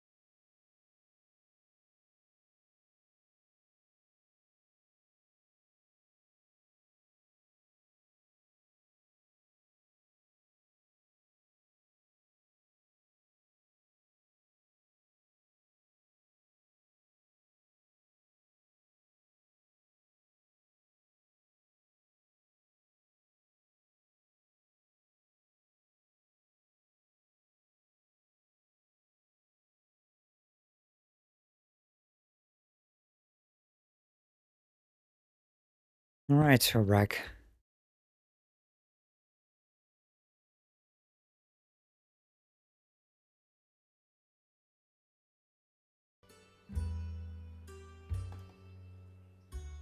Let's see. We got monies. We got 60 now. 60 monies. Well, the bail is 15.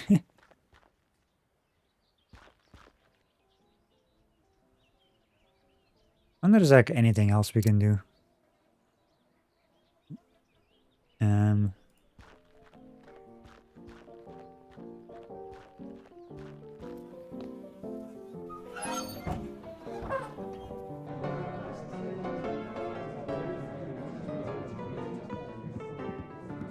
Warning.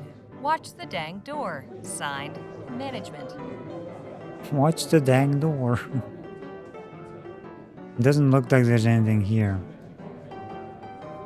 Other than looking at things on the present button. That was funny though, hear this. It's like the door smacked against the dude's face. It's like bam.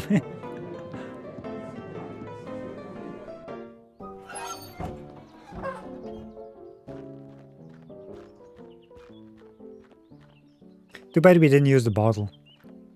That would have been funny too.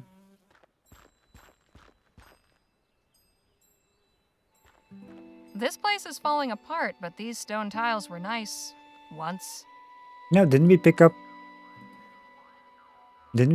stone, one of these tiles before? I don't think we ever used these. I don't even know what that was for. I remember picking some of these up. What the hell was that for? Because this, like, if you don't need it anymore, it just disappears from your inventory.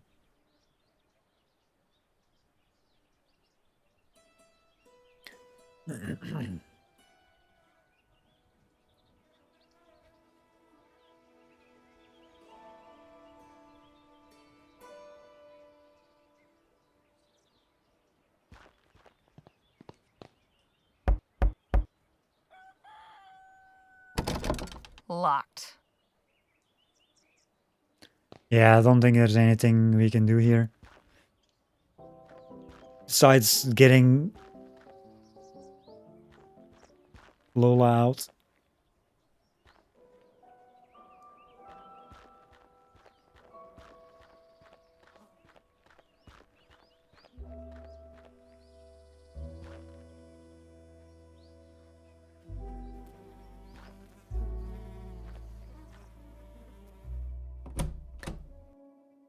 Ah, Miss Leger. I don't think there's anything else here with these guys. Hey, Phil? Let's talk. What about? Whatever. Yes. I don't want to interrupt their...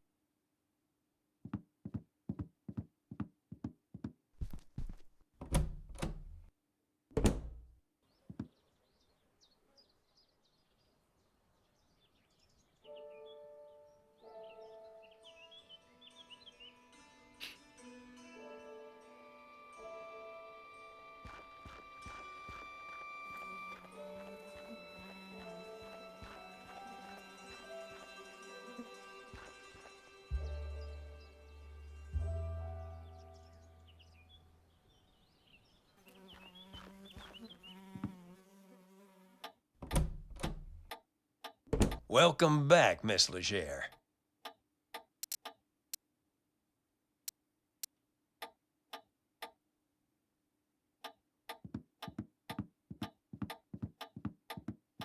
I'll have you out in a jiffy. Pardon me if I don't hold my breath. Hey, Sheriff? What can I do you for? Here you go. 15 crowns. Right you are.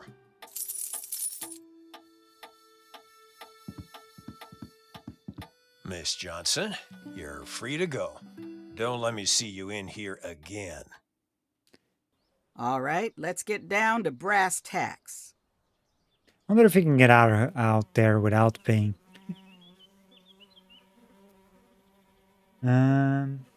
Hey Raz, how are you? Welcome in. I am doing good. Happy Tuesday to you as well.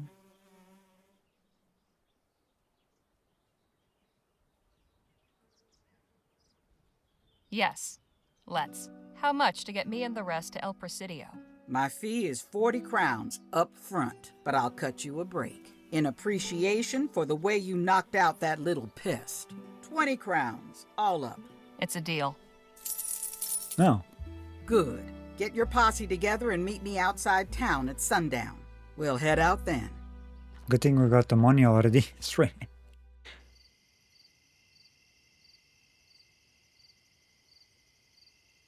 That's a big wagon. There you are. This your group then? This is us. All right, folks, listen here. I'm Lola Johnson. This is my wagon. When you're in my wagon, you follow my rules. Rule 1. I'm your driver, not your friend. While we're moving, leave me be. That means no yammering in my ear about how pretty you think the mountains are. Rule 2. We stop and go as I say. I ain't interested in blowing up my engine just 'cause y'all are in a hurry. Last rule. Everybody does their part. Be it cooking, hunting, or gathering firewood. This ain't no pleasure cruise, and I won't be serving y'all. The road can be rough, but I'm an experienced navigator and tracker, so stick with me and you'll be fine. If you've got any questions, now's the time to ask.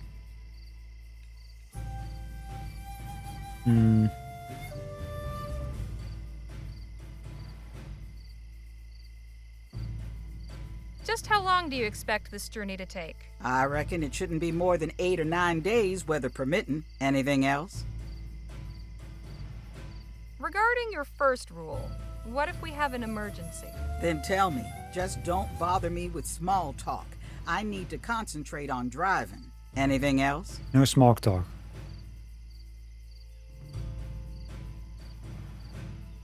You said you're a tracker? What's that mean exactly? It means I'm good at finding things. One of you gets lost, or we're hunting our supper and need to trail an animal, I can do that. So, like a bloodhound? No, like a tracker. Compare me to a dog again, and you're finding yourself another ride. Understand? Huh. Apologies. I didn't mean to offend. Folk rarely do. Anything else? We understand. You'll have no trouble from us. All right then. Let's get a move on. Time's wasting.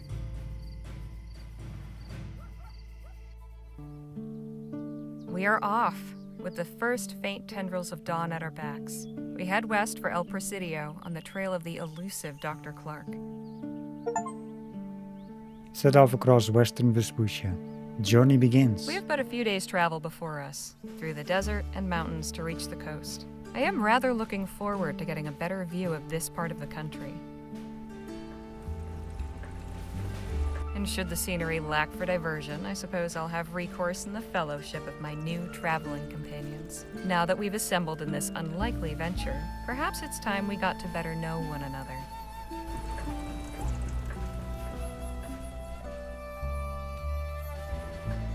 Ah, feels good to be underway at last. Yes, though I must admit I tend to become restless on long trips.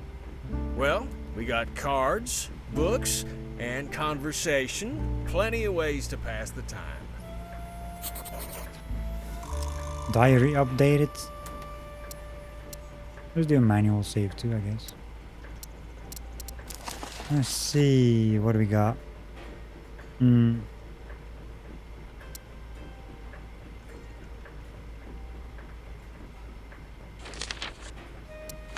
Hey.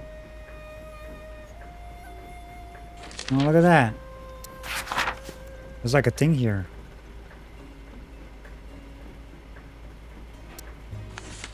So I'm guessing that was chapter 1. We're in chapter 2 now. Because they have like a thing here. See that? Little whatever, like, you know, what it calls. Oh, you cannot see it. There, on the right. See this? That appears. That was not there before. On the road at last, we are off with the first faint tendrils of dawn at our backs. We head west for El Presidio on the trail of the elusive Dr. Clark. Our driver seems to know her business up and down and has no end of rules. Miss Johnson laid it down in no uncertain terms that while on the road in this wagon we are as sailors at sea, and she our captain absolute, and don't think Jake much like this usurpation of his natural authority, but provided we don't get ourselves booted off, until we'll get where we're going. We have but a few days travel before us through the desert and mountains to reach the coast.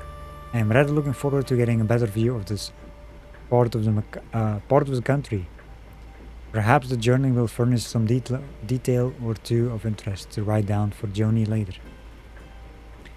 And should the scenery lack for diversion, I suppose I'll have recourse in the fellowship of my new traveling companions. Now that we've assembled in this unlikely venture, perhaps it's time we get to better know one another. So talk to them, I guess. We're set for fuel for a good while, in case we need to dig ourselves out of trouble. Lola must be a reader. Always nice to have some books around. None are in the red, so I guess that's good. None are in the red, so none are in the red. That's what keeps this heap going. Makes it pretty hot in here, too.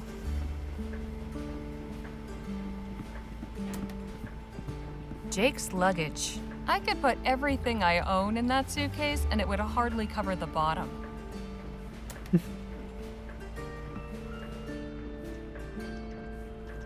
Oh, look at that. A map.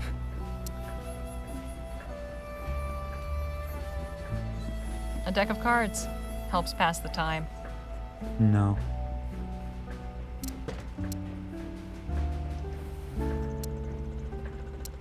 Hold up a second. That's why I saved. Hey, Miss Johnson? What is it? Are we there yet?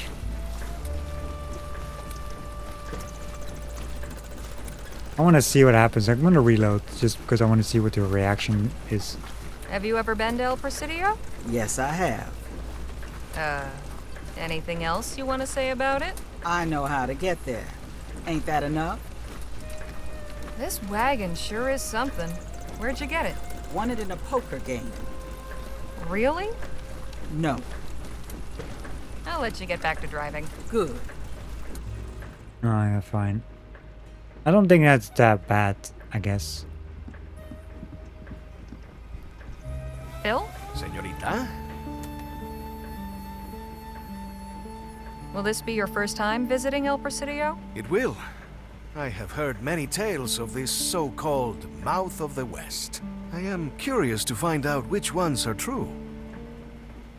You're very polite, Phil, but please, call me Harley. What is wrong with Señorita? It's not my name. Ah, but it is a sign of respect. I would never dream of addressing a new Spanish lady by her given name. Well, things are different here. As I am learning. If you wish it, it will be so.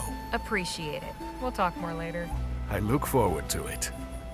Hey, I see something up ahead, by the side of the road. Looks like an oil derrick. Wagon's slowing down. Guess it caught Lola's eye, too. Let's have a look. Why don't talk to you to Any rest? particular reason we've stopped, Miss Johnson? I needed to stretch my legs. You might take advantage and do the same. We're off again in about 20 minutes. Come on, Danny. Let's go have a look at that oil derrick. Excuse me, ladies. I have some business to attend to. Both of you can do as you like. Just stay within sight. Actually, I'm curious about this machine. Do you think I could ask you a few questions? Oh, well, I suppose so.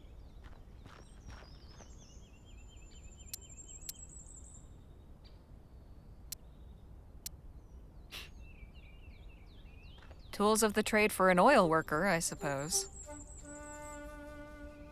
I don't need to bother them right now. I don't need to Well, I guess we're going out. Tools of the trade. No, not that. There. Somebody's out here sniffing for a fortune. Or just digging a very deep hole. Funny how the best things are often found in the lowest of places. Come have a look, Harley. Hello down there. Who said that? Up here. Afternoon to you. What brings you folks to Cormac's oil rig? Just passing through, friend. I was just saying you've a fine setup here. Thank you, sir. It pleases Cormac to hear that. Sit tight. Just needs to make a slight adjustment. Then Cormac can come down for a chinwag.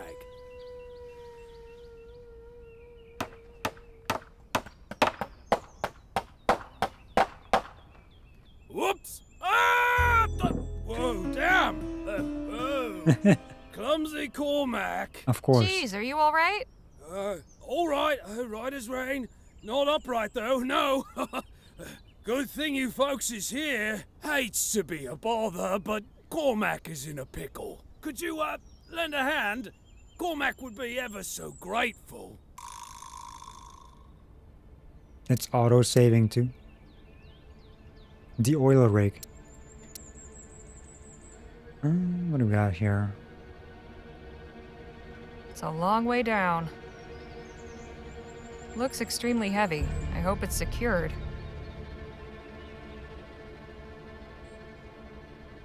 Hang on, sir. We'll get you down. Cormac appreciated, miss. Not wishing to hurry you, but soon'd be preferable to later.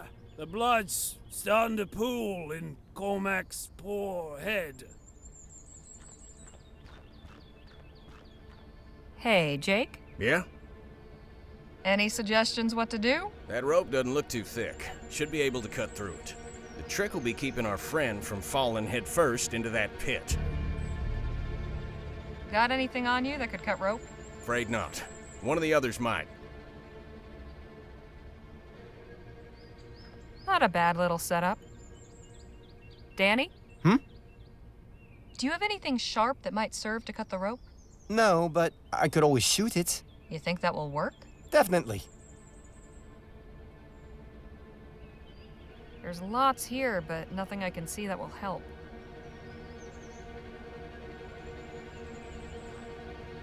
Shoot it. I mean, it's a good shot. Sorry to interrupt, but... What is it? There's a man at the oil derrick in dire need of help. What happened? He's caught on a rope hanging upside down. We're trying to get him down somehow. And what do you want me to do about it?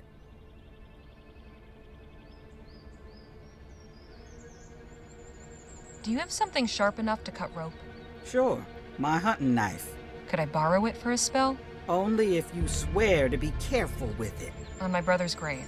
Take it then. That man at the derrick still needs help. And what do you want me? Is there a ladder in the wagon? Not anymore, sorry. I'm not sure what you can do, actually. Thought as much. Sorry to... What is...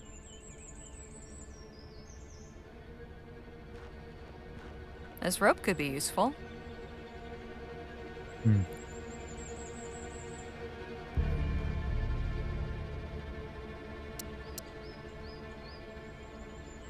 Lots of uses for a sturdy piece of rope.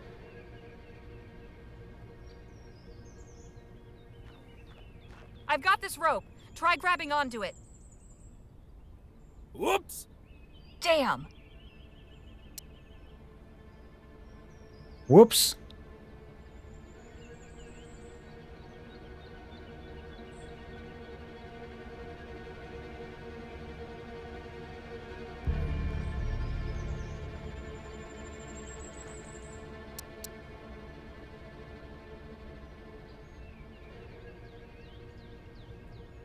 They're having a...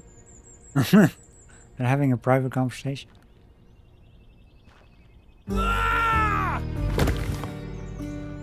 Cormac! Are you alive? What do we do? Get the others. We need help to pull him out. I'm gonna reload. I want to see if I can get him off without him falling down. You're very lucky you didn't break your neck. Cormac's got a bit of cat in him. You are making a habit of picking up the fallen, eh, Harley? Men just keep dropping out of the sky. We should be on our way. Suppose Cormac should be thanking you for the help. Sorry about the fall. It's all right, miss. Cormac knew the risks when he took this job. Still beats what he used to do. Come on. We got to get back on the road. Listen, I wanna... Sure you'll be okay on your own? Yes, sir. Cormac can handle himself. Good luck getting where you're going. I wanna see what I... Like, god dang it. Why is it always cutscenes when something like this happens?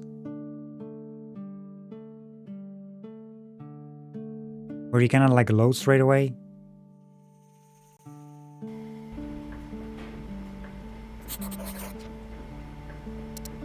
Because I wanna see...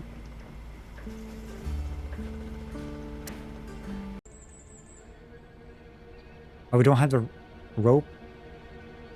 Wait, hold up a second.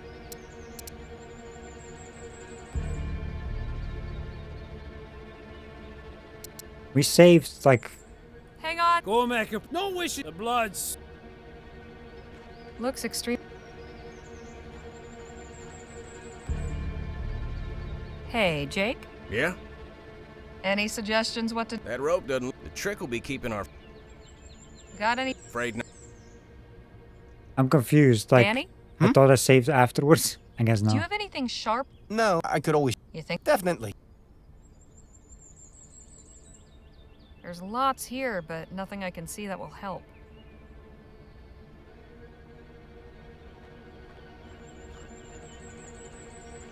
It's a long... I wonder what you can do with the rope. I mean, you can... This rope could be useful.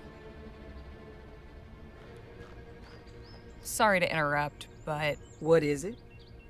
There's a man at the oil derrick in dire need of help. There's no way you cannot get He's him caught off. on a rope hanging upside down. We're trying to get him down somehow. And what do you want me to do about it? Is there a ladder in the wagon? Not anymore, sorry. Do you have something sharp enough to cut rope? Sure, my hunting knife. Could I borrow it for a spell? Only if you swear to be careful with it. On my brother's grave. Take it then. Tools of... God dang it.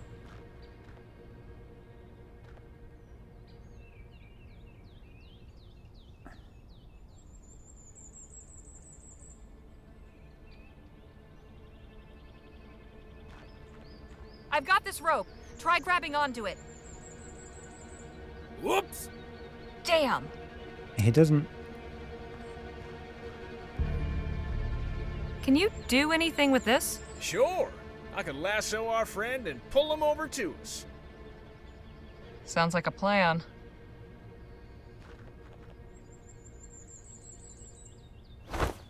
Hey now, here's some progress. But how you getting Cormac down?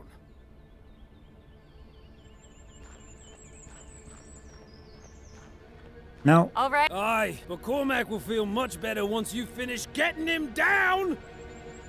I'm trying. Wait. I've got this knife. What are you meaning to do with it?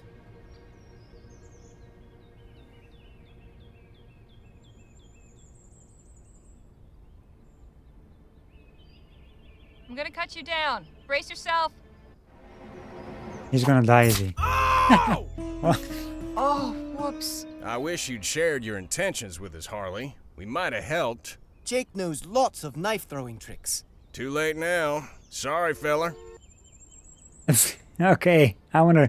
Maybe I should have saved with all the conversations. Maybe he should have lassoed.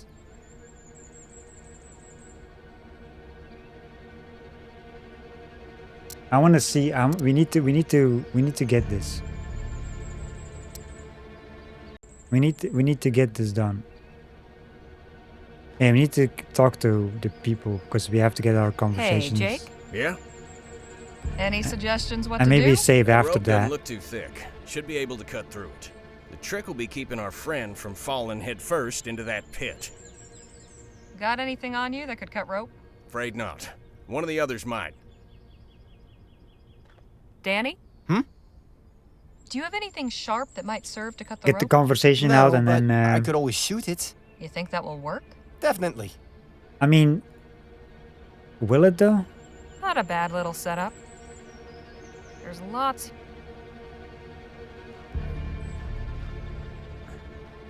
Hang on, sir. Cormac, not wishing to hurry you. The blood's... Okay, let me do this save. I mean, I get like because.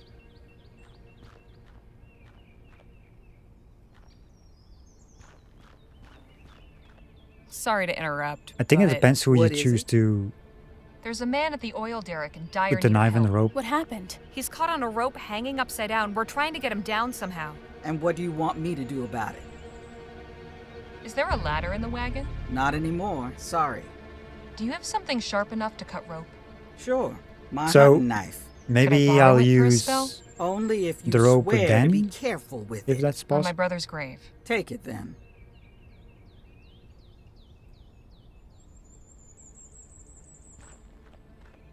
No, the rope. God dang it! Freaking hell. This rope could be useful.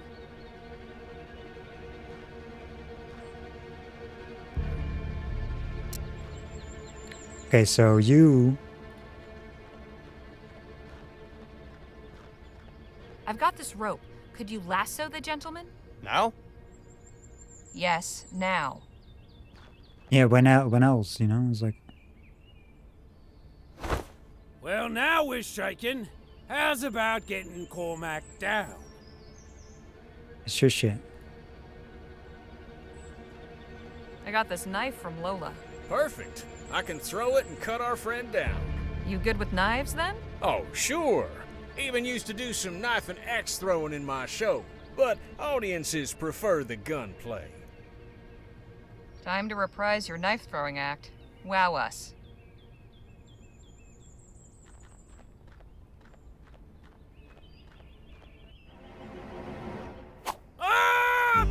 You got him! Let's pull him up, quick.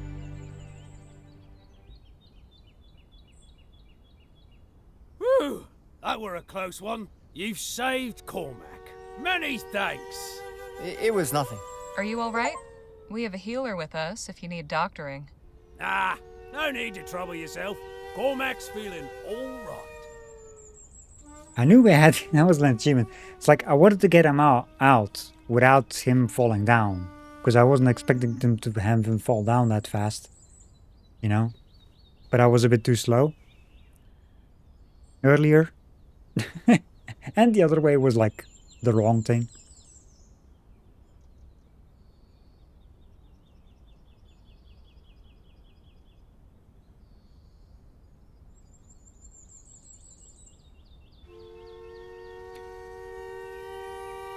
Before we go, anything else you're in need of? Well, you said you was passing through. Whereabouts are you headed? El Presidio. In that case, you'd be doing Cormac a great favor if you took this letter to someone at Vespuccia Petrol. Their office is in El Presidio. Vespuccia Petrol, you say? Aye. They's Cormac's employer. Been wanting a progress report on this rig. Sure, we'll take the letter. Appreciates it. Vespuccia Petrol. How come you're doing this clearly dangerous work on your own? It's not so bad. Cormac's used to this sort of thing. Cormac used to be a sewer worker in New Britannia, you see. It's all the same, really. Digging around in muck, tending to machinery. But Cormac's got more friends these days. Mud's much nicer to be covered in than sewage. All right, we'll be going now. Promise you'll take more care. Aye, Cormac will do his best. Farewell, and thanks again for helping old Cormac. Well, that was nice. See, now we can continue. Because I wanted to get him out without the falling down part.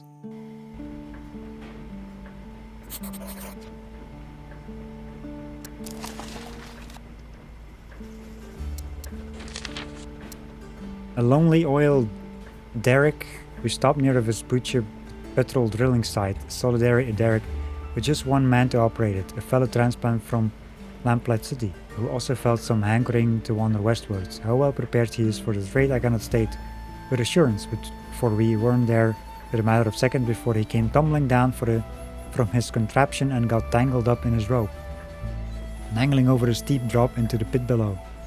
He scrambled to assist and managed to get the fellow lassoed and dragged to safety. Jake showed off a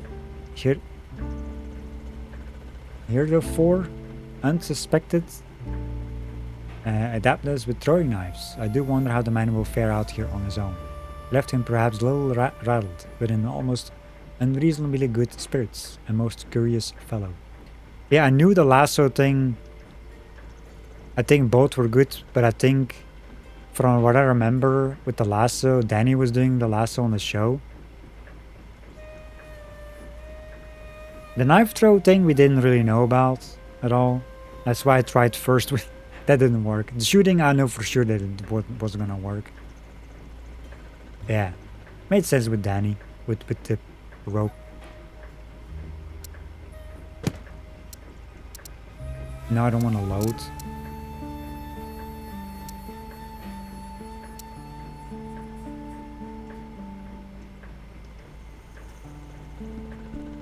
Hey, Nadine. Hello, Harley. Something I'd like to ask you. You seem quite well traveled. What's it like in a big city?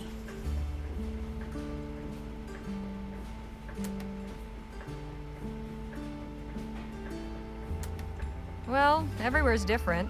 I've never been to El Presidio before. It's big. Well, from what I hear, not as crowded as cities back east. Doubt it's anything you can't handle. Stick with us and you'll be fine. That is something of a comfort. So how'd you become a healer? Did you go to school? No. I mean, I attended the missionary school for a few years as a child. but not to learn medicine. I was taught by Dr. Sedgwick. I worked as his apprentice for nearly a decade. He was a wonderful guardian and mentor. I am grateful for all his care. You said Doc Sedgwick was your guardian? What about your parents? I never knew my mother. She died soon after I was born. My father worked for Dr. Sedgwick, which is how I came to his household. He took me in when my father died from an infected wound. I'm so sorry. How old were you? I don't remember exactly, but I couldn't have been more than 5.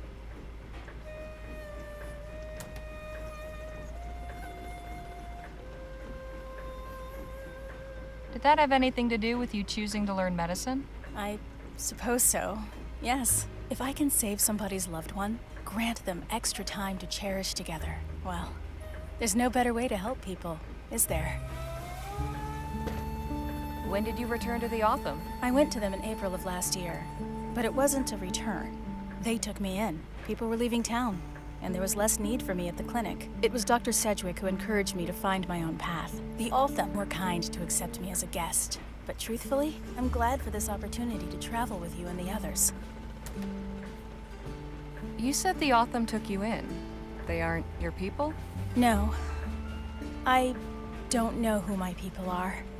My father never told Dr. Sedgwick, and I have no memories of him talking about it. I think my parents came from somewhere to the east, but I'm not even sure of that. Have you ever tried tracking down where you came from? No, I've considered it, but it's complicated. Perhaps someday. Hey, Jake? Yeah, Harley? Did your travels ever take you to El Presidio? A few times. Can't say I much care for it. But that city's for you. Too crowded, too impersonal. I'll take the wide open countryside any day. Looks like we have some time on our hands. How about a story? Sure, why not? It was 1842, and I'd been hired by the sheriff of Bleachbone Gulch to track down some cattle rustlers. It was a long and winding trail, but by following the signs, I finally tracked down the stolen herd and the rustlers' camp. So I went back to town and gathered up a posse. 4 able-bodied men, plus myself. That night, we went back under the cover of darkness. We had the element of surprise, but we were outnumbered 3-1. Before I knew it, the shooting had started. It was a long and bloody gunfight.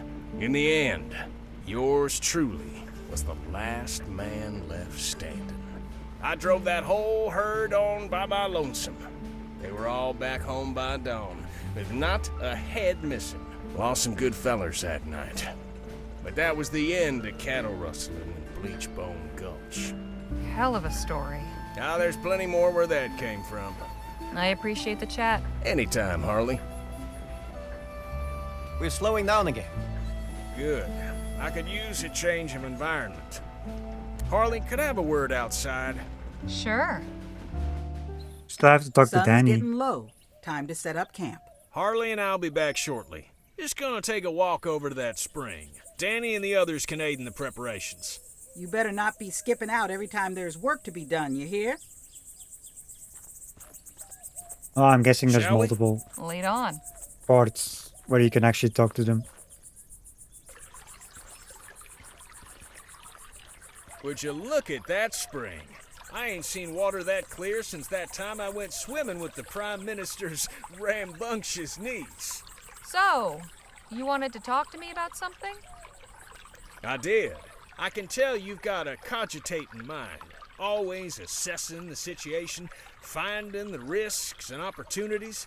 Now that we've got a real posse assembled, I'm keen to hear your thoughts on our little venture. Everything seem hunky-dory so far, in your estimation?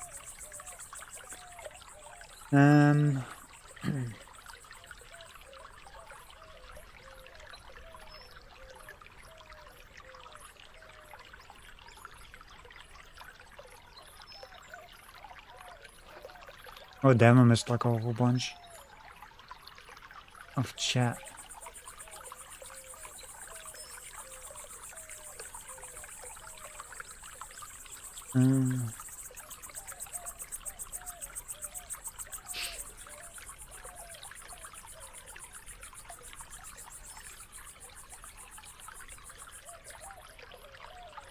Yeah, exactly. What Mueller says. I hope she feels better soon. Raz. Oh, I missed a lot of chat. There's like a lot of things happening in the game.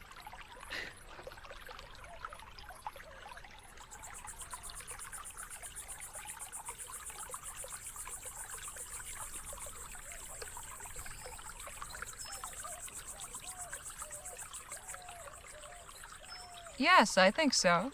It's an odd bunch, all right, but all capable in their own way. If a treasure's out there to be found, I think this gang can do it. Delighted to hear it. You let me know if that changes, all right? You got it. Right, well, we should be heading back. L. Smith Johnson will... Oh, hey there. Howdy, friend. Welcome, welcome. Name's Aubrey Trout, but you're not here about me. I reckon you're here for the spring water. Something special about it? Something special about it? This here's an etheric spring. Best kept secret in the great western desert. Etheric spring? Sure. Y'all know about ethericity, don't you? We're familiar. Well, this water's got the same properties. Due to a confluence of etherically sensitive minerals deep in the earth, you see. This here's a hotbed. Taking a drink will cure whatever ails you and grant you the strength of 10 men. No kidding.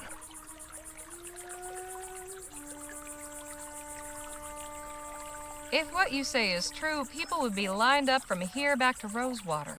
So where is everyone? I told you, it's a secret.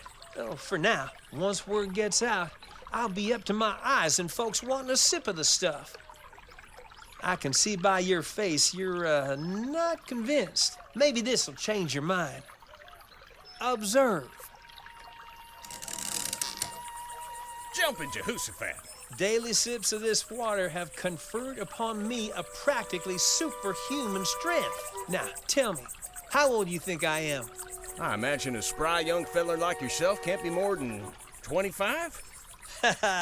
What if I told you I was 52?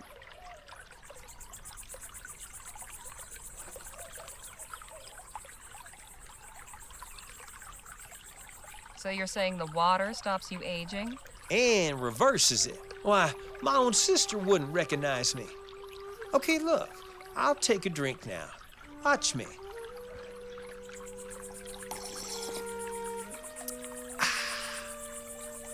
There, you see?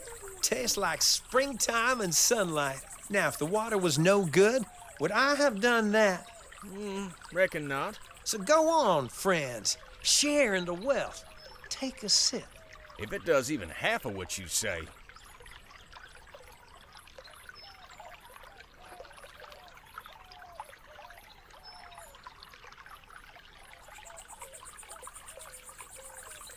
Not so fast. Something is off. I'm sure you won't mind if I have a look around, Mr. Trout. Be my guest.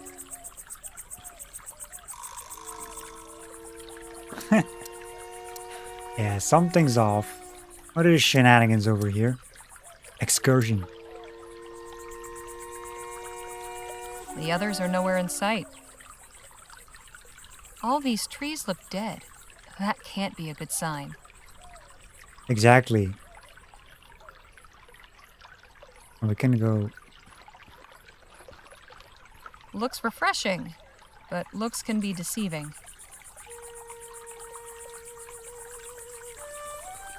I've got my eyes on you. I'm flattered.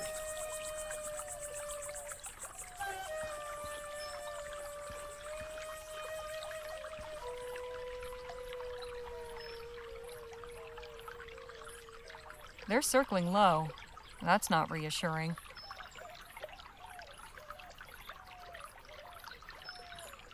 Was there a sign here at one point? I wonder what it said. Water of life, huh?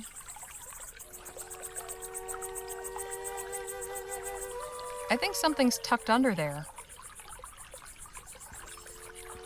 Wonder if this is hiding anything. I mean, it's always hiding something. Ow! Bunch of stickers. Damn. Might be a good hiding. Nothing but twigs and leaves.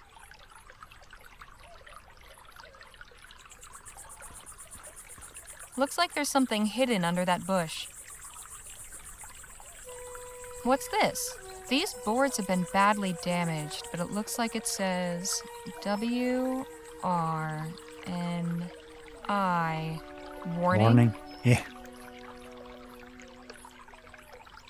These boards warn. There could be something in here. What's this?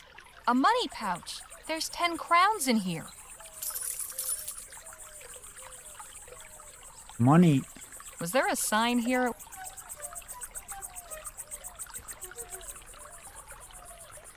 What have we here? Magic Spring didn't do much for this beast's health. Did this poor animal die after drinking the water, or because of it? Well, well, well.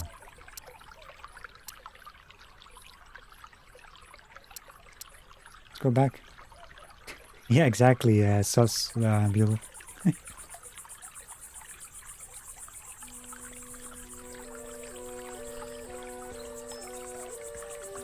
Jake, I don't think you should drink that water. Why not?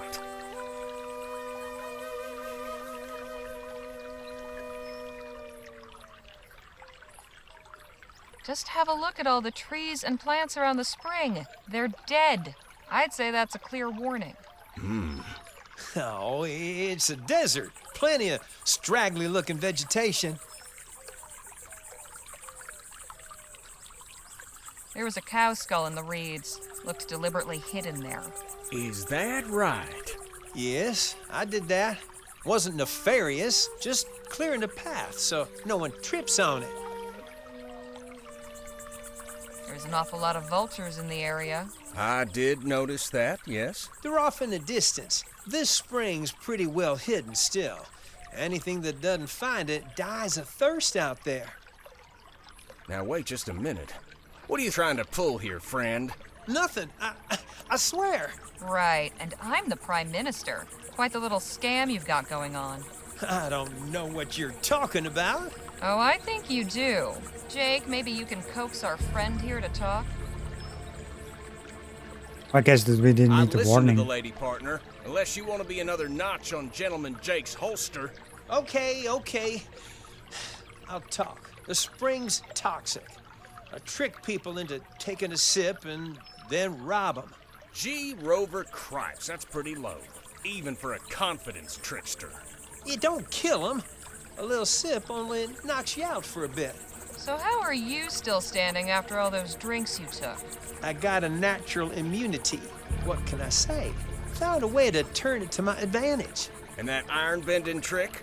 Like you said, just a trick. Of course. I should have seen through that. We got ourselves a real piece of work here, Harley. You're telling me. What do you reckon we should do with them?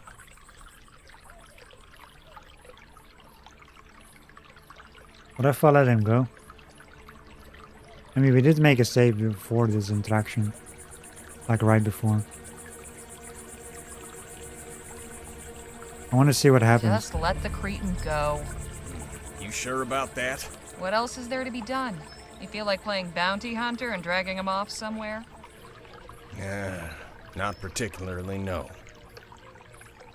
Go then. Don't show your face around here ever again. Not likely. Good day to you folks then. You really think he's gonna change his ways? I certainly hope so. At least we're not coming out of this empty-handed. I found his stash of stolen money while I was snooping around. Well, ain't that something? Come on, let's head back and see how the camp setup's going.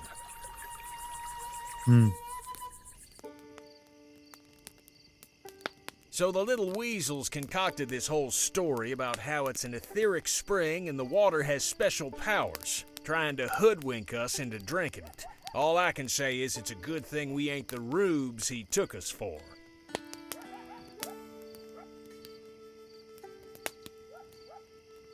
I feel sorry for anyone falling prey to his tricks. He was a crafty one. Even so, you gotta get up pretty early in the morning to pull one over on old Jake. So what happened when you found him out? We got a full confession. Turns out, the water's poisoned. The snake worked up some scheme to get passers-by to drink, and then empty their pockets as soon as they were out of commission. Leastways, I think that's what he said. Couldn't catch half of it through his blubbering and sniffling.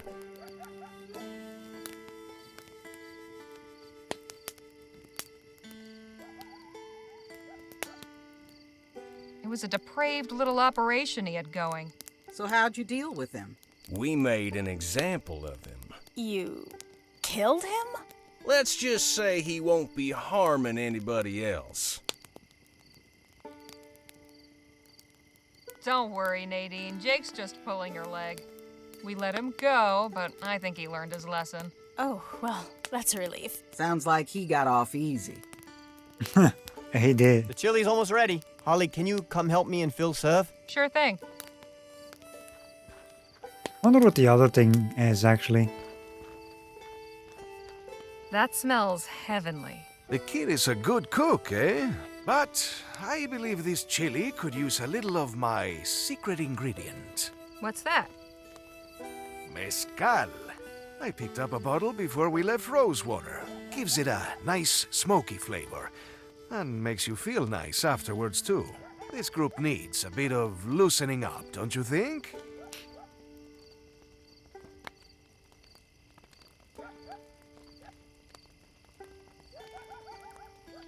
Pour in the whole bottle.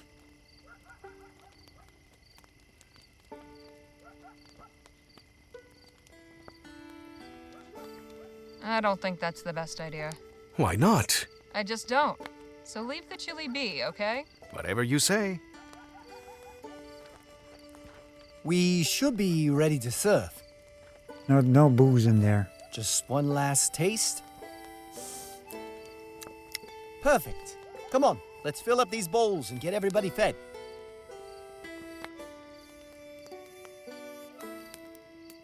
That was some mighty fine chili, Danny boy. Glad you liked it. Could have used salt. It was edible. How can you couldn't be rude in this game, you know? I'd say it was the best damn chili I've ever tasted. You ever decide to give up gunslinging? Maybe you could open up a restaurant. You really think so? I'd be a regular. Gosh, thank you. It's a nice night. Perfect for relaxing and enjoying the company of one's comrades. The best part of the day. I have always said that the battle is won or lost around the campfire the night before.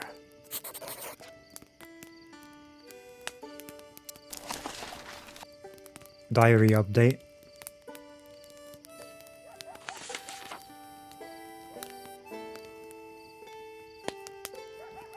Oh damn, we have like 2 pages. Well, 3. A perfectly curative wellspring, a dastardly confident structure of the lowest sort name of Aubrey Trout has set up a strange kind of racket beside a freshwater spring in the desert. He claims the waters will bring youth and vitality and cure all kinds of ailments, but he's not selling it.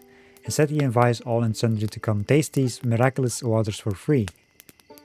These promised wonders are supposedly due to some confluence of ethereally sensitive minerals that imbues the stuff with fantastical properties. The usual hogwash. I'm no scientist, but if ethericity can really work, even have the miracles that capture the imagination of all these dabblers and mystics, we must all be on track to living like immortal wizards and gods very soon. Still, we have just seen with our own eyes the remarkable effects of the ethericity on the vegetable matter. At least, so who's to say for certain it couldn't do the same for us? Professing an improbably advanced age belied by his looks, Mr. Trout swears the waters confers a superhuman strength on those who drink it. By way of demonstration, the fellow proceeded to bend, or seemed to bend, a solid bar of metal with his bare hands. Certainly made for an impressive bit of stagecraft. Jake might look into adopting something like it to wow the crowds at his next show. In truth, the spring is tainted with poison of some kind and will knock whoever is gullible enough to take a sip sideways. Just long enough for Trout to strip them clean of valuables. Jake was raring to become the fellow's next mark, but I convinced him to hold his horses long enough to turn up tangible proof of what should have already been plain to see. We sent the scoundrel slinking off. It rankled, but what more could we have done? But before that little escapade, Jake took me aside to set things clear between us, and he gave me the chance of airing any misgivings about our little venture. Nothing came to mind worth putting forth, but made me wonder what he was expecting to hear.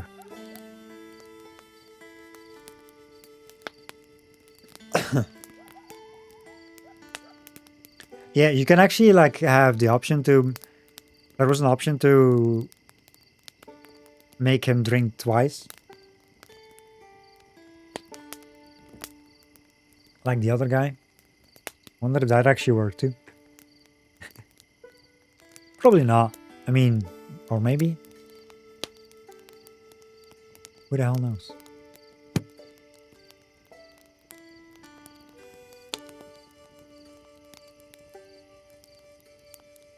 Jake and Danny's tent.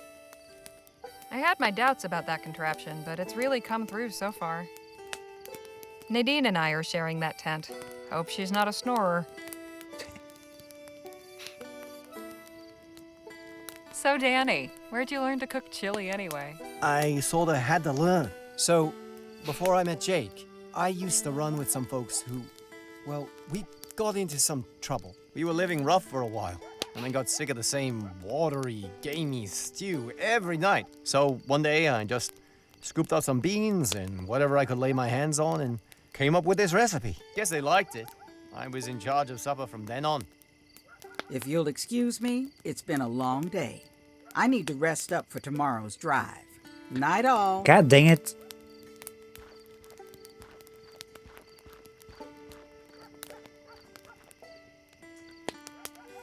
I should have talked to her first.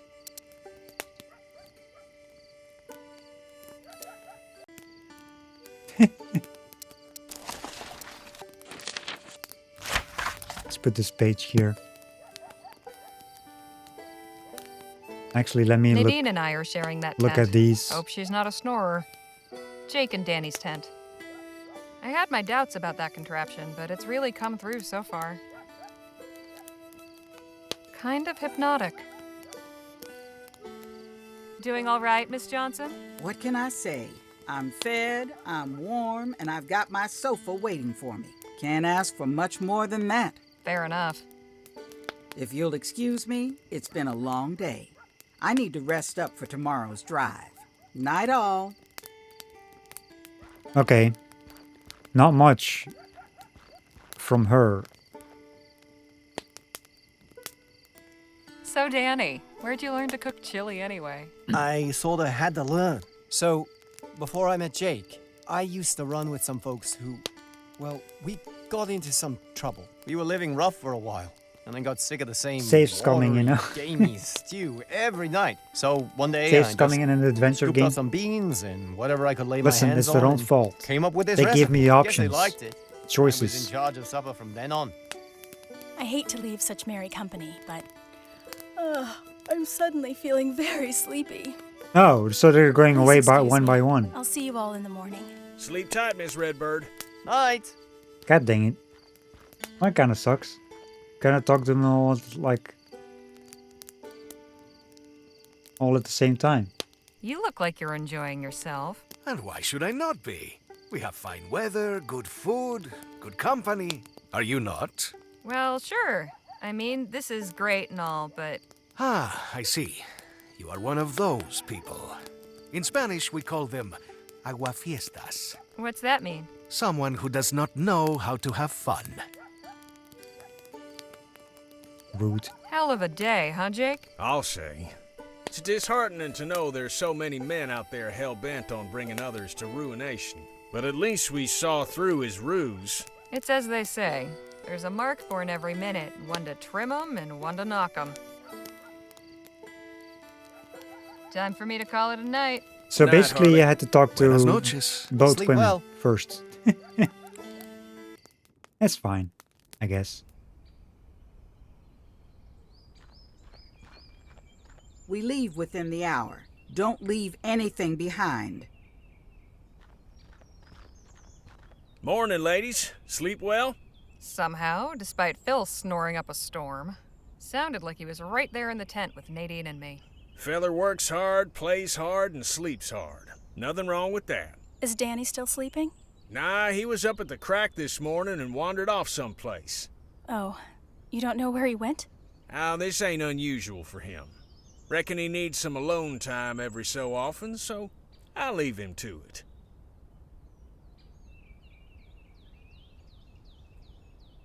He just wandered off by himself? Is he all right? I'm sure he's fine. But, just in case anything's amiss, why don't you go look for him while Miss Redbird and I pack up the tents? I'd ask Miss Johnson, but I don't want an earful. All right, I'll go. Kinda wish I talked to her as well. Danny? You out here? Where in the ether could he have gone? But there would be too much safes coming. Oh, there's no diary option, I guess. Yeah. A letter from Cormac addressed to Vespuccia Petrol in El Presidio. We cannot read it.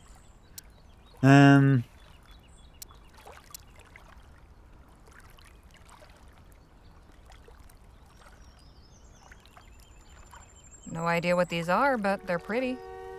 The river's pretty calm here, but gets rougher downstream.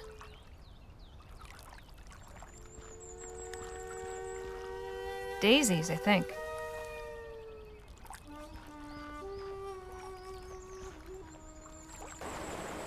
Danny, there you are. Oh, hi, Harley. Didn't you hear me calling? Oh, sorry. No. Sound of the river drowned it out, I guess. Is everything all right with you? Sure. I'm fine. Come on, Danny. You can tell me. It's just, I miss Petey, my friend. Today is 3 years since he died, so I just wanted to be alone with my thoughts.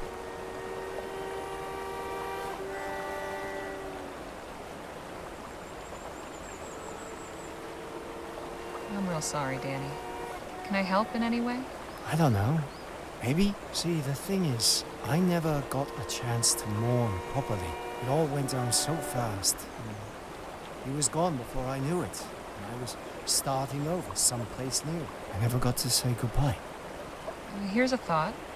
How about we make a kind of memorial for your friend? Maybe you can say a few words or something? Might help. It's a great idea.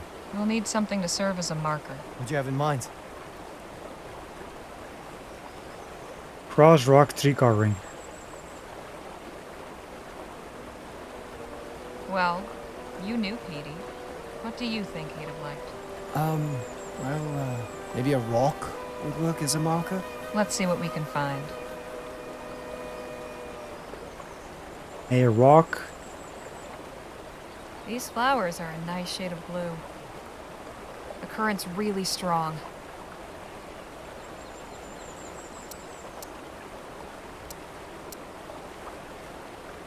Hey, Danny? Yes, Harley.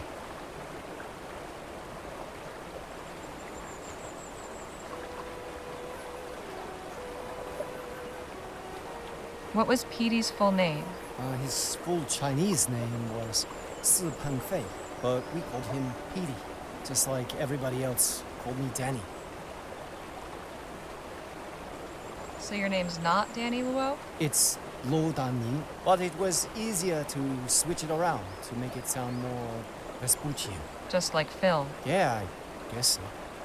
Funny, you're the first non-Chinese person I've ever told my real name. Not even Jake knows it. Well, I'm honored. What happened to your friend? Well, Petey and I left El Presidio along with 5 of our friends. We were looking for new lives out on the frontier. I told my parents we were pooling our money together to buy a farm, which was true.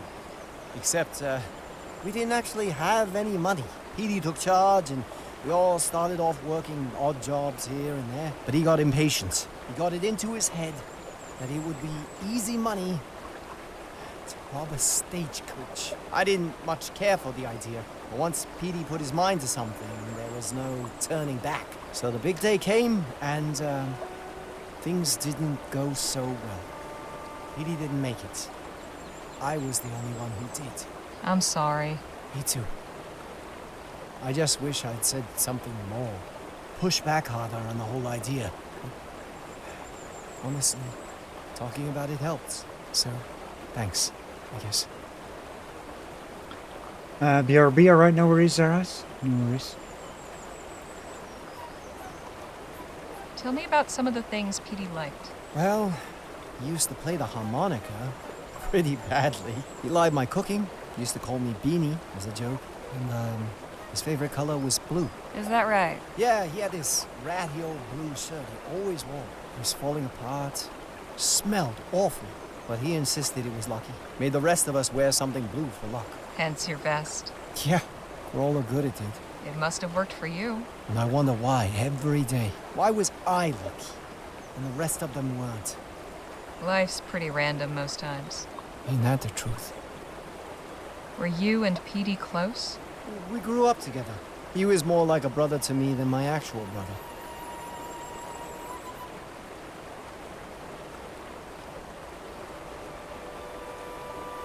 You know, I lost my brother too. Not that long ago. His name was Bill. Bill? I'm sorry.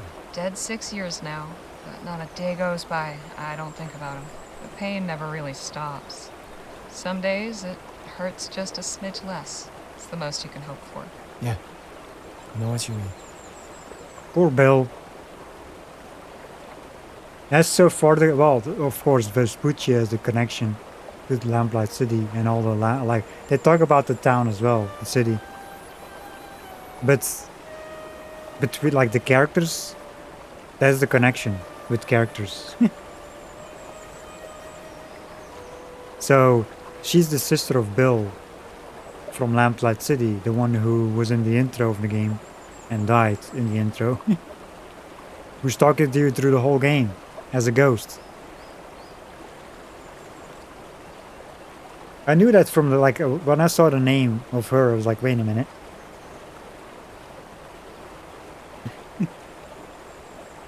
So, how are you feeling? Oh, better, I guess. It's nice to be able to do something for Petey. Could you remind me what it is we're looking for? A nice rock to serve as a marker. Right. Well, there's a rock. Would this rock make a suitable marker? No, it's not the right shape. Well, I guess go a bit further then.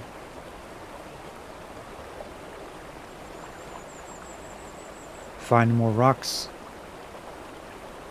It's especially rough here.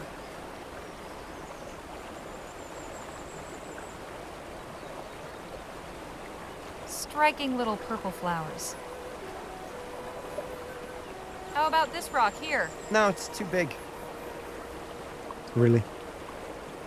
Looks like it fell off that tree not long ago. I guess we'll pick the stick.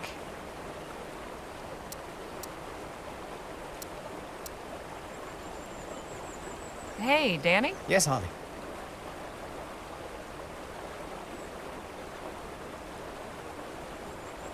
Can we use it? How about this rock here? No, it's too big.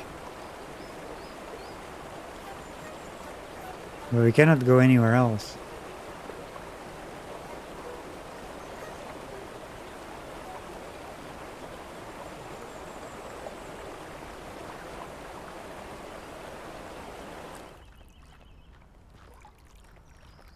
Silence. There's 2 rocks here.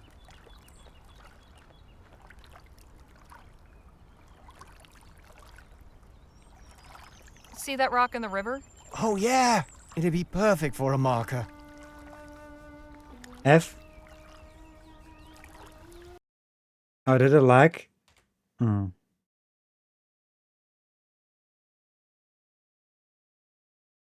Oh, my bitrate went down. But I think it's fine again.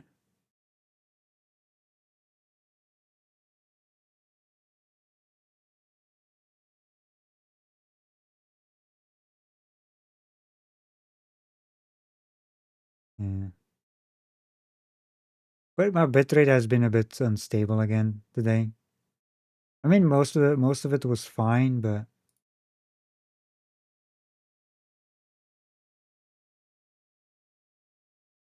most of the stream, but yeah, it's been wonky. As you know, it's been fine for the last few days that I streamed, but today has been one of those days again.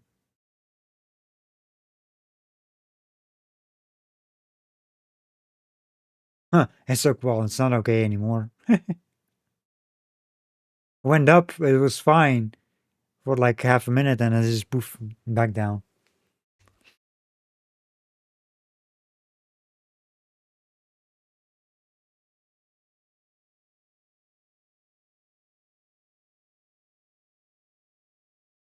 Oh well.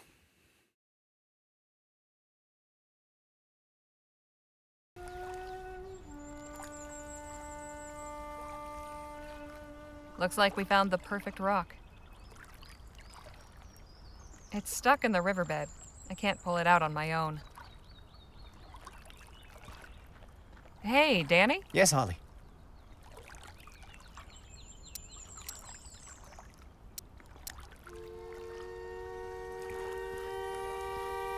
Will this make a good marker?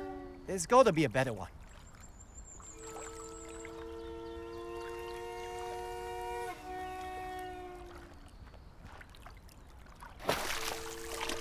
You did it! Where do you want it? How about by that tree? That's good. Just need a couple more things. Like what? The stone isn't a marker until it's been marked, so we need some way to do that. And I'd like to put something nice on the memorial. People usually do flowers, right? Suppose so. Would you mind if I stayed here? I want to think about what to write. Sure. I'll be back with the stuff once I've found it. There's flowers there.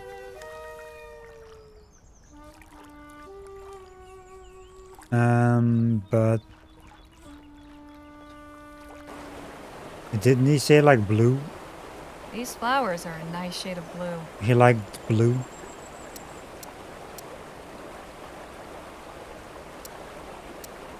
Also, was there any updates on the diary? No. Yeah, that's... He did say mention blue.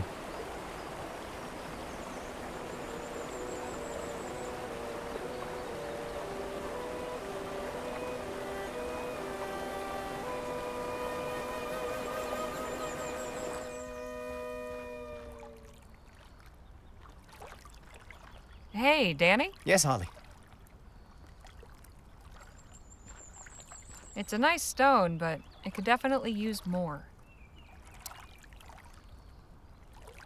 They're a pretty shade of blue. How about these flowers? Petey's favorite color, like you said. Hey, yeah. These are perfect. Hey, Danny? Yes, Harley. The river's... Hey, Yes, Harley. Could you remind me what it is we're looking for? Something we can use to mark the stone? Right. Oh.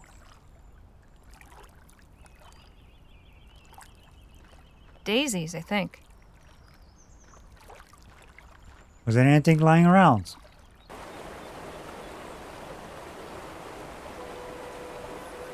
Or maybe at the camp. Yeah, because these are just flowers.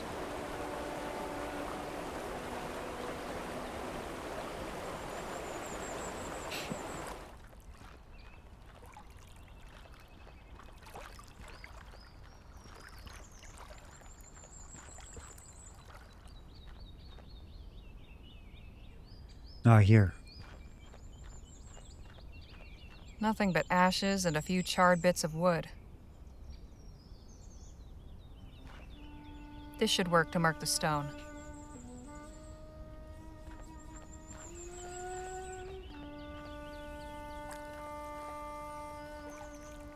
Some charred wood from last night's campfire.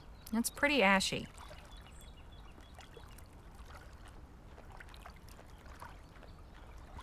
Here, you can mark the stone with this. Yeah, this is great.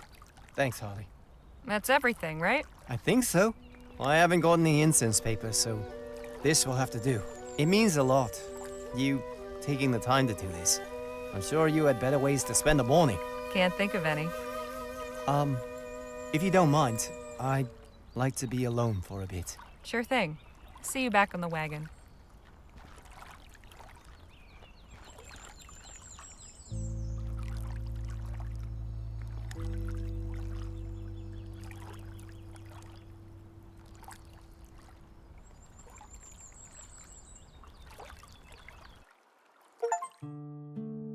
Help Danny with the memorial.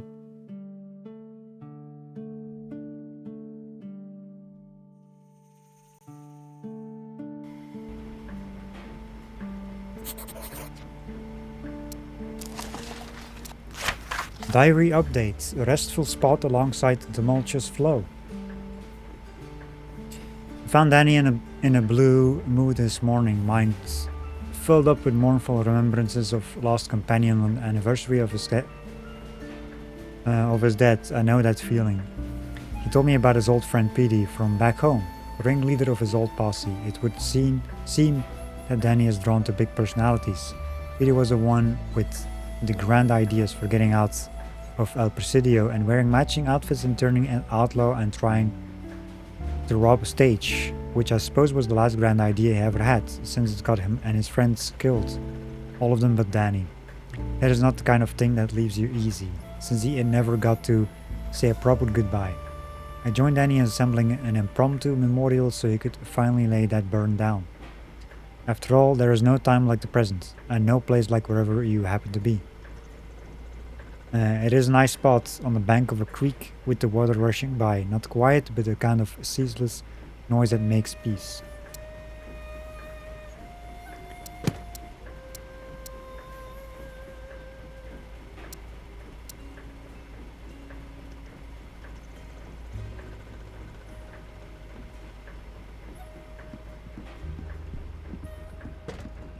Hey, Danny, let's talk.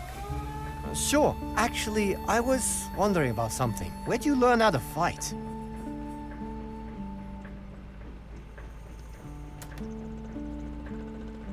Growing up where I did, you had to fight to survive. Where was that? New Britannia.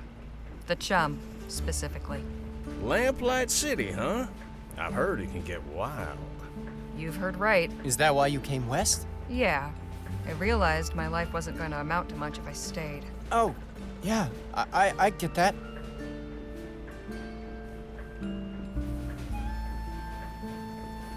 So did you get Petey's memorial sorted out? Yeah, I think so. It was hard saying goodbye, but I needed to do it. Goodbyes aren't easy. Never quite got the hang of them myself. No? I don't like to stick around in one place too long, so eventually I just move on. Figure I'll be back around again sometime later. But you don't always get another chance for a proper farewell. Well, I hope you're not planning on leaving us just yet. Nah, I like to finish what I start. So have you been to El Presidio before? Yeah, I was born there. No kidding. Didn't you say your family lived near El Presidio? In the area, yeah. They moved out to the city proper a few years back. I left when I was 16. Haven't been back in ages. Hey, Nadine. Hello, Harley. Good book? I'm not much of a literary critic, but it helps pass the time. Danny told me you're a writer. Have you published any books? Me? No, books are way beyond my reach. I stick to articles and essays, and have trouble enough with those. You shouldn't underestimate yourself. It wouldn't surprise me to see a book with your name on the cover someday. Well, that's kind of you to say. Guess we'll see. Folks, we're making a brief stop. There's a lady by the road might need some help. Let's see if we can be of assistance then. Have you been stranded out here, ma'am?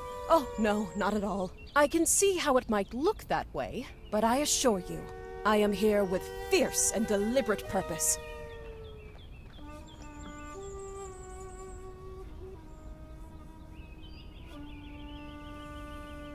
So what possessed you to come stand out in the middle of the desert? My name is Amber Lee, and I am a paleontologist. Beg your pardon? It means I collect and study fossils. Bones. Fossils? You mean bones? Yes, that's right. Bones of the great creatures that roamed these lands millions Dinosaurs. of years ago. The mighty thunder lizards who shook the ground with every step.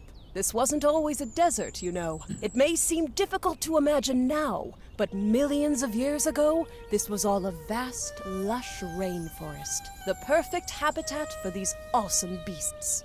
Suppose everybody needs a hobby. This is no mere hobby, sir.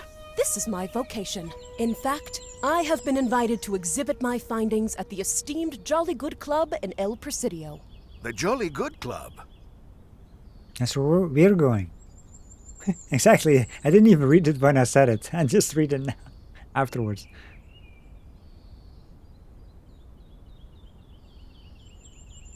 What a coincidence. We're on our way there right now. Is that right? Are there members of the club among you? No. Are you a member? Alas, women are not permitted to join. They have made a special exception to allow me to give my lecture, and they are expecting something spectacular. If I don't find something truly extraordinary to show, I will be in quite a bind. Fortune has not been in my favor on this expedition. I am certain this area is full of treasures. Fossilized remains, that is. But the Earth stubbornly refuses to yield up her secrets. Say, have you any experience with excavation?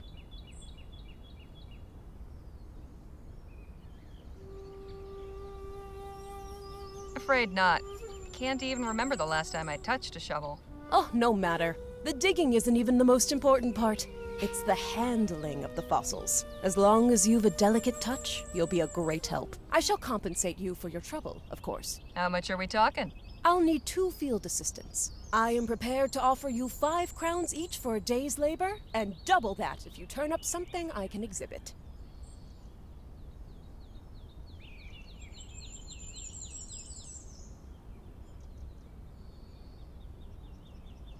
So at least 10 crowns in total and 20 if we both find something? All right, that sounds fair. Wonderful. You taking point on this, Harley?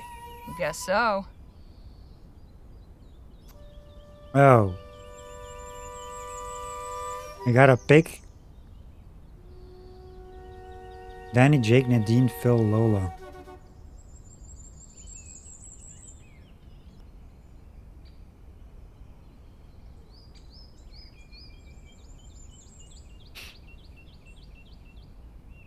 I mean, I don't know, all of them. Also, welcome back, Raz. What did you miss? Everything. All of it.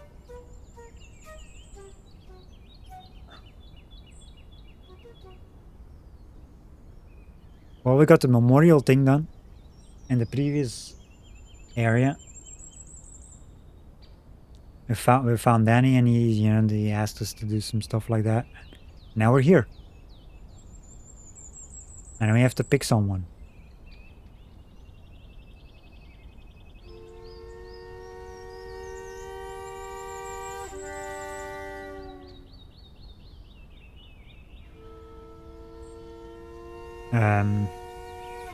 Nadine, want to help me out? Of course.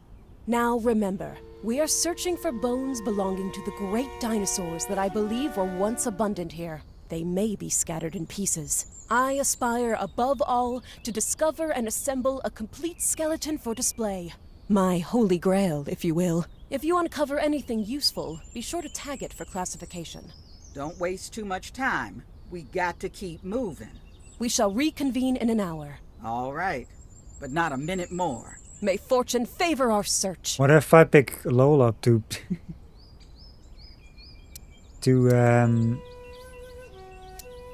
find stuff? No one who complains about time. Left click on the brush or trowel icons to select each tool. Oh, here. Just sand and dirt.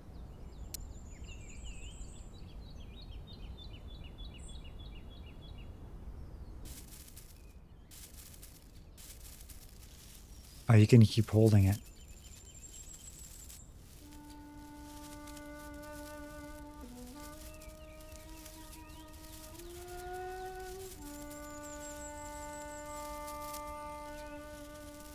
Just say.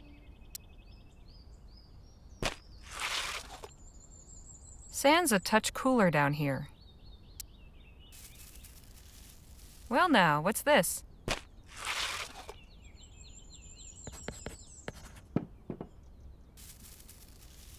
It's like, just like power wash, you know? Reveal the things. Well, get the dirt out.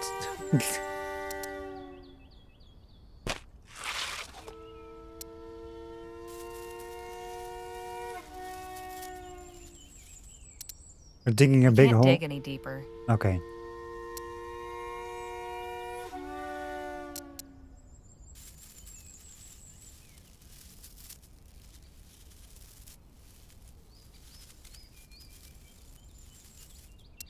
Just sand and dirt.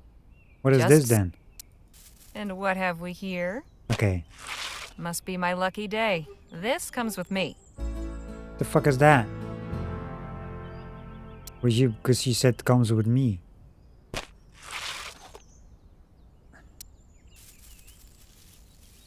Well now, what's this?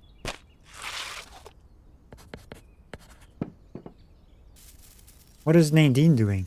Ooh, this is interesting.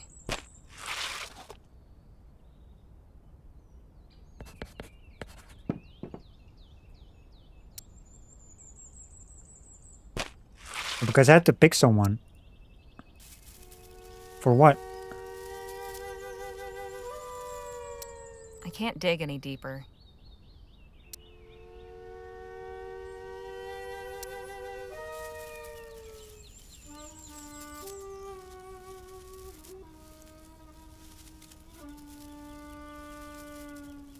Say, this looks promising.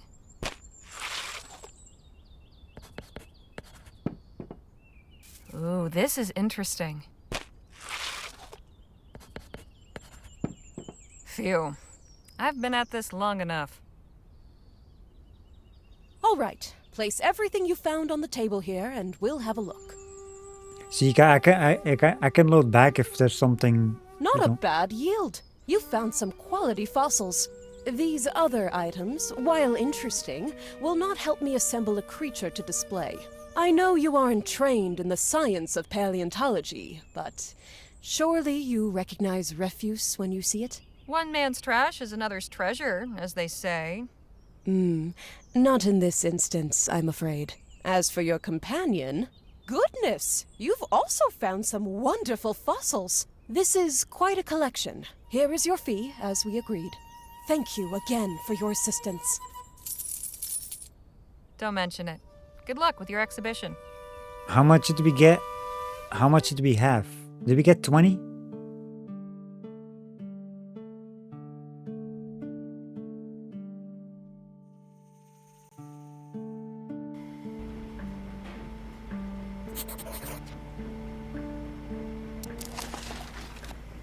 No achievements though. On that part. Maybe there are achievements there, but...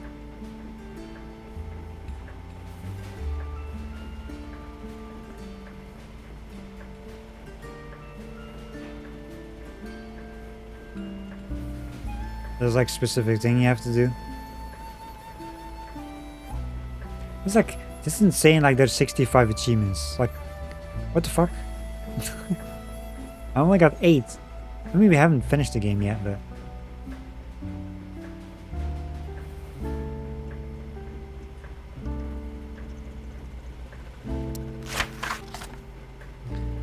Alright, let's see, you got another diary update.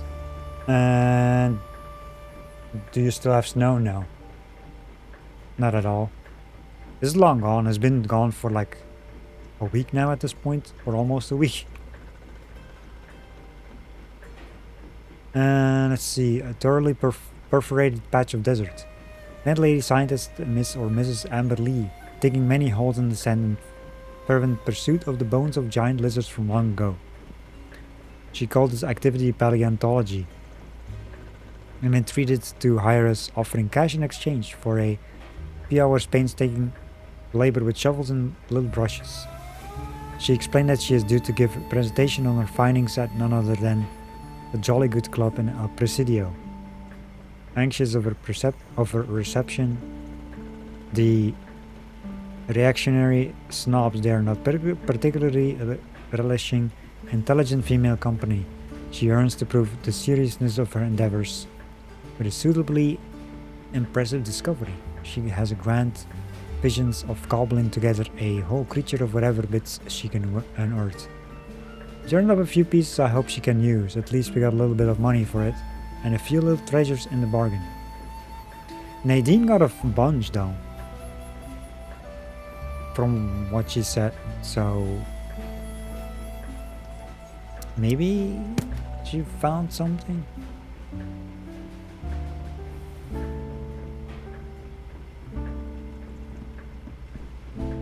Hey, Jake?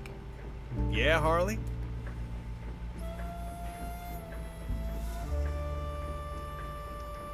You think that charlatan at the spring learned his lesson?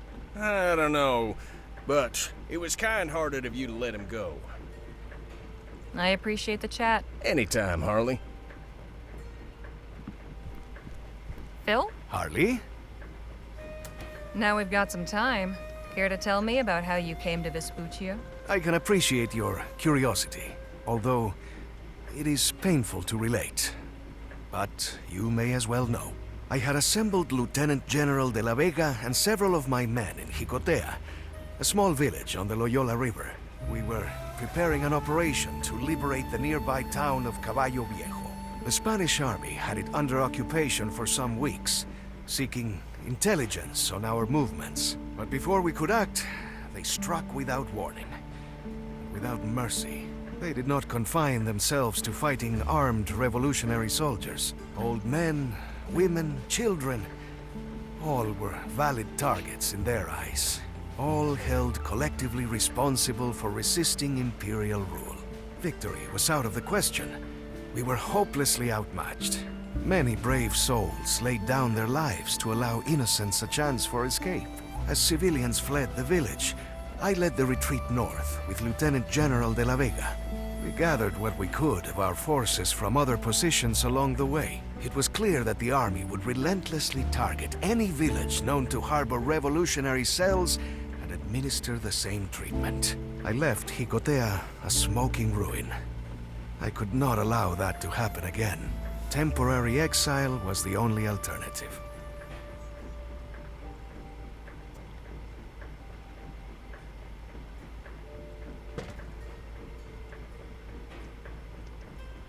Just how temporary has this exile been? A little more than a month now. I find it not so easy to keep count of the days. So, this revolution, what exactly is it you're fighting for? What does any man who is oppressed fight for? Freedom. Simple as that. The imperial government has grown fat on the labor of the masses. They torture and imprison anyone who dares speak out against their abuses. My people and I are straining to throw off the yoke of colonialism. We'll talk more later. I look forward to it. Leger, get up here a minute, would you? What's going on? I don't much care for the looks of that sky. No? Looks fine to me. Give it half an hour and it won't. There's a dust storm coming. We need to seek shelter fast. We can't just stop and wait it out on the wagon? Even secured, there's a chance it could blow over. I'm not risking it. There's a house up ahead a ways. We'll stop and see if we can shelter there. All right. I'll let the others know.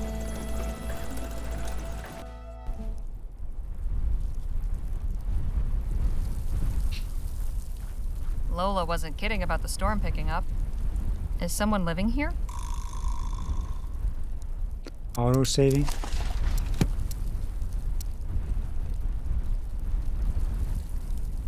I'm gonna delete this one. I don't even know why that still is there. Let's see. Because I renamed my saves. That sky is bad news.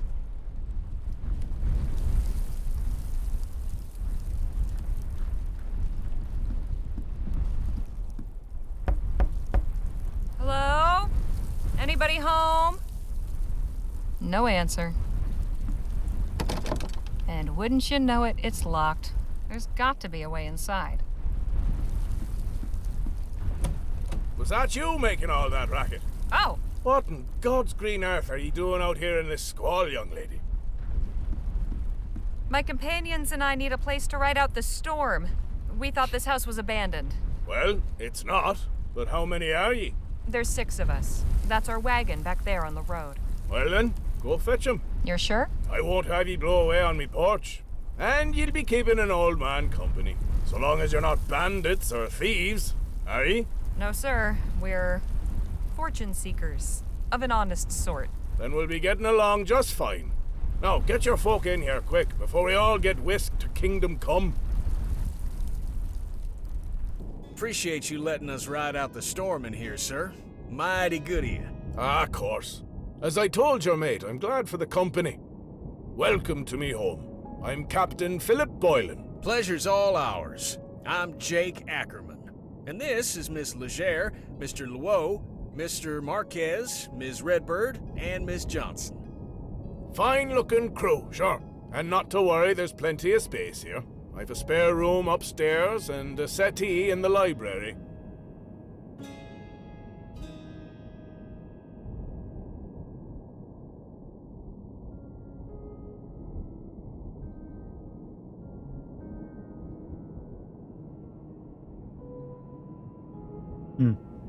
Well, can we ask this after we pick the other option?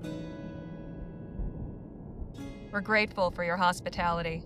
Anything we can help with? As a matter of fact, there is. I was about to start supper.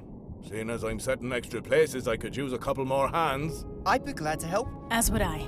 Ah, grand.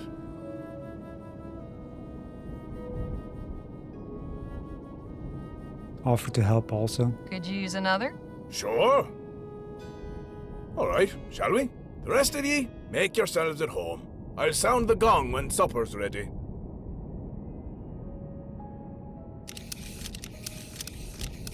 Excellent work, galley crew. We'll be feasting within the hour. You're fortunate to be so well provisioned. We recently visited a community that was having trouble with their crops, although Harley found a way to help. So, Captain? Aye? Oh.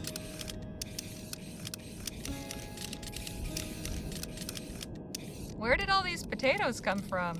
Suppose the dust was kicking up already when ye arrived, so ye didn't see. They're from me own fields, just yonder. You're a farmer then? Just an old retired sea dog making do. I just thank God me crops have fared so well. Captain, I was wondering... Aye? Where did you get that gong? Oh, that were a gift from an old friend who spent a few years sailing out of Shanghai. Is that from whereabouts ye hail yourself, Mr. Luo? Me? Oh, no. That is, my parents came over from China, though I'm not sure where exactly. They never talk much about it. But my brother and I were both born in El Presidio. Ah.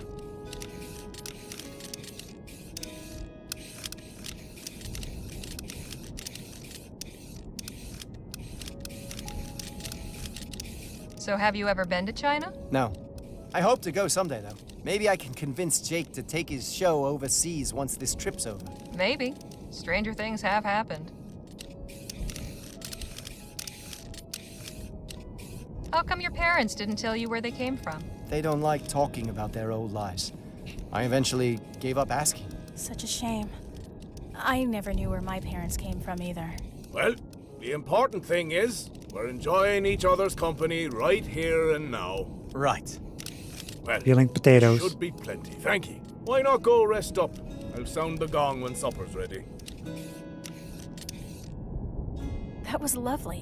What an interesting life he's led. I bet he's got as many stories as Jake. Now, speaking of which, I better go find him. I'm going to look in the library. See you at dinner.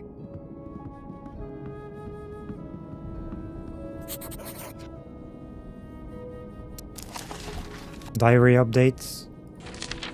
Safe harbored in a sudden storm, with a nasty dust storm threatening to blow us all over at Miss Johnson's urging. We have sought refuge at the only human habitation for miles around, tidy farmhouse kept by a retired sea captain named of Boylan. It seems Captain Boylan has traded the close damp quarters of a life at sea for far drier and sparser environs. The house itself is a veritable nautical museum. Every part studded with maritime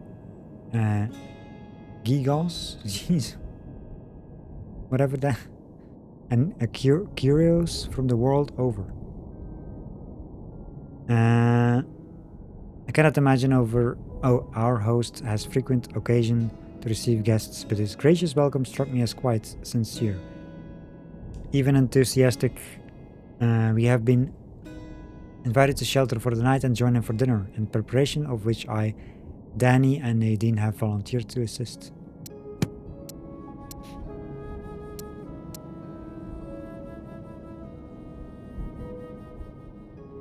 A painting of a harbor.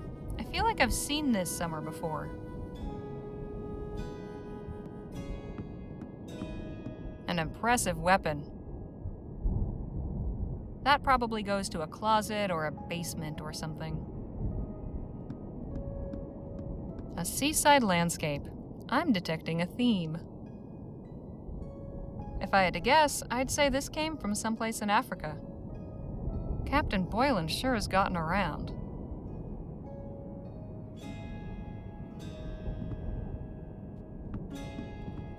It seems the good captain is an avid reader. No kidding. Who's that? Palace, I believe. These shelves are full of ship's logbooks. Captain Boylan had a long career. Nautical adventures, war stories, medieval romances, and frontier tales. We're in the middle of the desert, but it feels like we could be at sea. That's a nice instrument. Isn't she? Very finely crafted. I wonder how the captain came by her.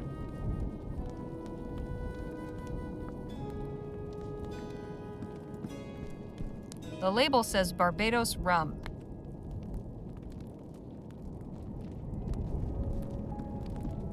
I'm no expert, but it looks old, foreign, and valuable. A gentum jug. Say that 5 times fast. A gentum jug. Atlases, travelogues, and naval histories. Such an intricate design. Must have taken ages to carve. Some kind of navigational instrument. I haven't a clue how it works.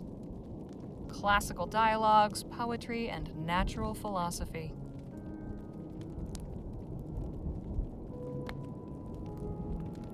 A poker for stoking the fire. Quite a collection, huh? You know, Dr. Sedgwick was also fond of collecting. Not like this, though. Mostly things like medical diagrams, antique surgical implements, and wax anatomical models. When I was young, I used to go into his office to sneak peeks at the old books that had illustrations of people showing different afflictions. Pustules and lesions, scrofula, all the venereal diseases at once, that sort of thing. They were kind of horrifying, but also strangely fascinating. Why, Nadine, you absolute scamp. Fuck.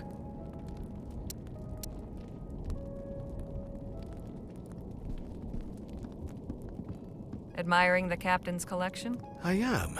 Such curious objects. Harley, what are you doing? We are Captain Boylan's guests, not common bandits. I wanted to poke in the fire. Hold up. He's mad about it. I don't want to. We talk to her again. Admiring the captain's collection? I am. Such curious objects. No sense interrupting her reading. No poking, I guess. Poking the fire.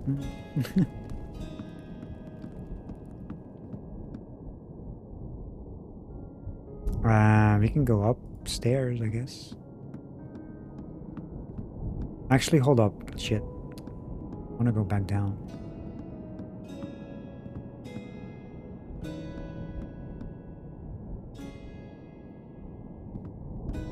I want to see what's in the kitchen. I mean, I did save, so it should be fine. If something gets skipped. Leger, Eager for your supper? Just looking around. I'll sound the gong when it's ready. Oh. Okay.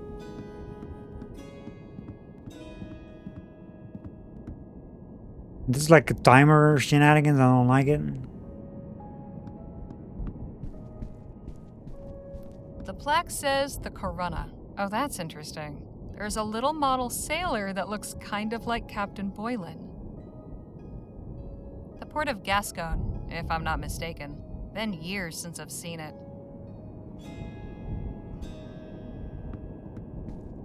A plain old sea chest.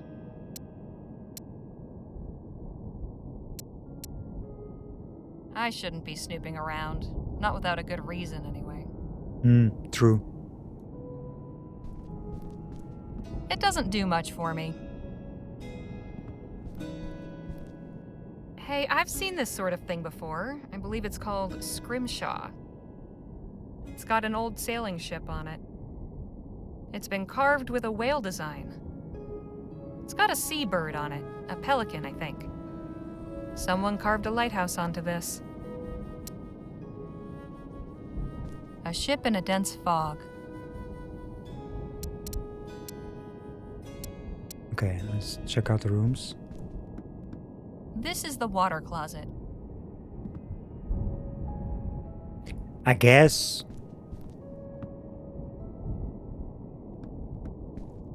Miss Johnson, there you are. Yep.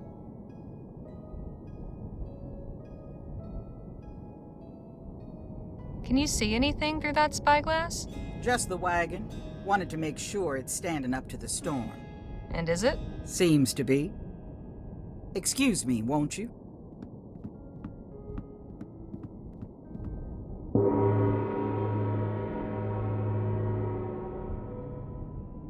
But there's more things to check. I can't remember the last time this table was so full. How are you finding the fare? Not bad. Most satisfactory. The very soul of rustic simplicity. Quite simple and, unadorned. It's a bit bland.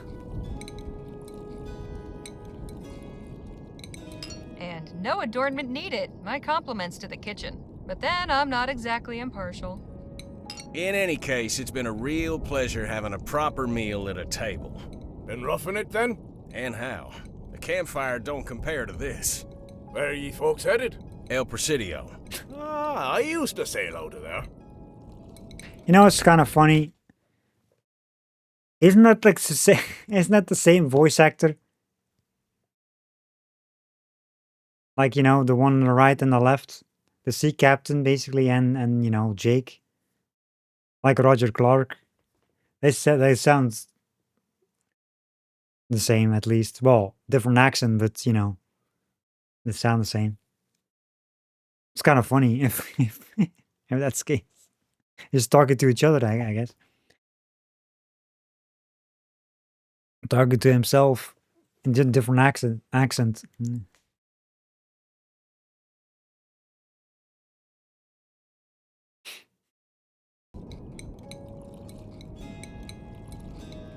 Since you know the city, have you got any advice for a first-time visitor? If ye ask me, and you did, the heart of the city's the wharf. You'll not see a more eclectic mix of folk anywhere else. You said you sailed from El Presidio, Captain Boylan? Aye, for many a year. I used to captain a whaler. No kidding. You must have some stories. A fair few. I could tell ye about the largest beast we ever snared. The one what took me leg. My bit rate's going down. It's averaging 1,000. That's low. It's probably buffering the stream too.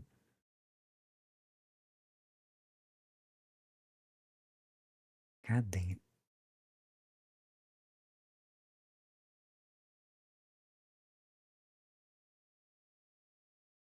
I hate everything.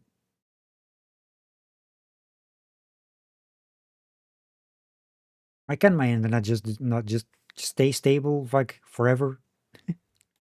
Or just when I stream?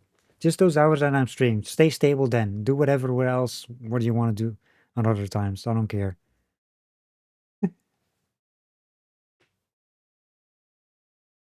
You know?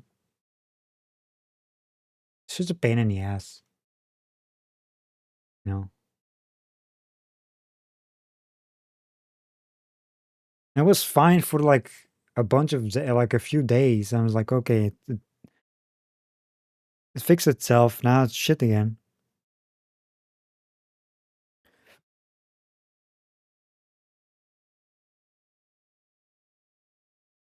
Like it's so low as well.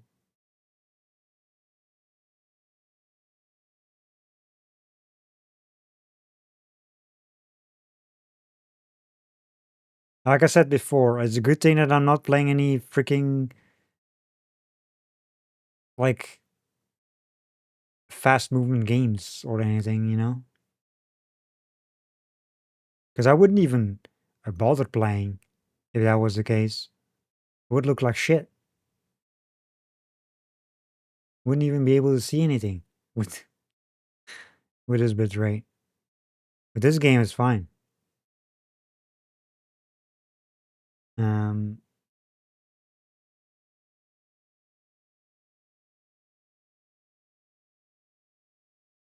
Yeah, it's buffering and whatnot. And it's like very much delayed too, the stream, because of it.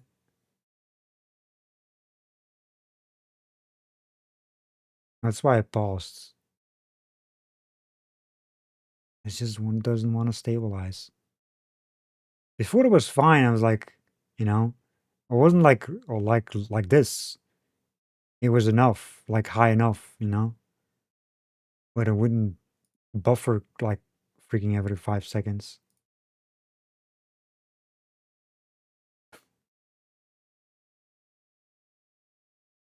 And I was fine looking at it too. And now it's like, I don't understand. Like, what the fuck are they doing, man? Can you just not screw up my internet constantly? Stupid providers.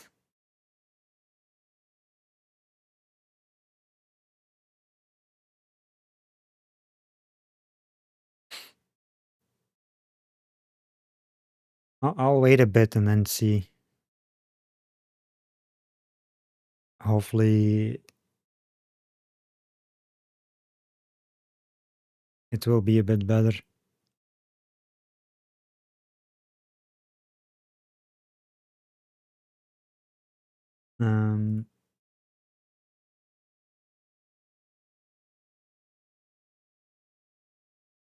Sure isn't now.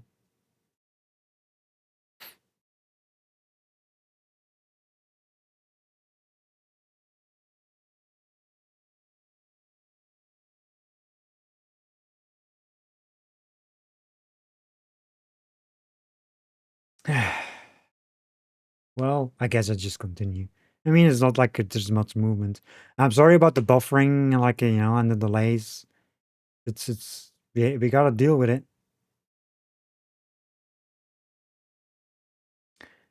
Sadly.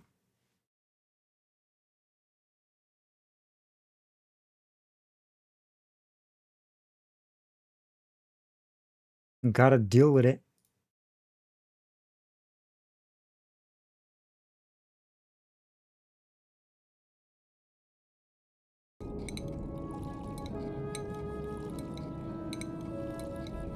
Go on then, tell us.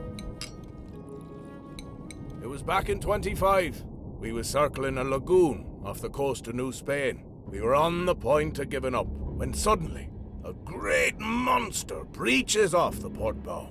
She was the biggest I'd ever seen. I shouted the order to launch the whaleboats in pursuit. Me men put all their backs and all their hearts into rowing, and soon we was on her.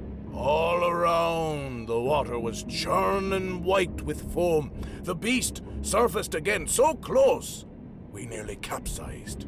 But the harpooner had steady legs, and a steadier aim on him, and he struck true.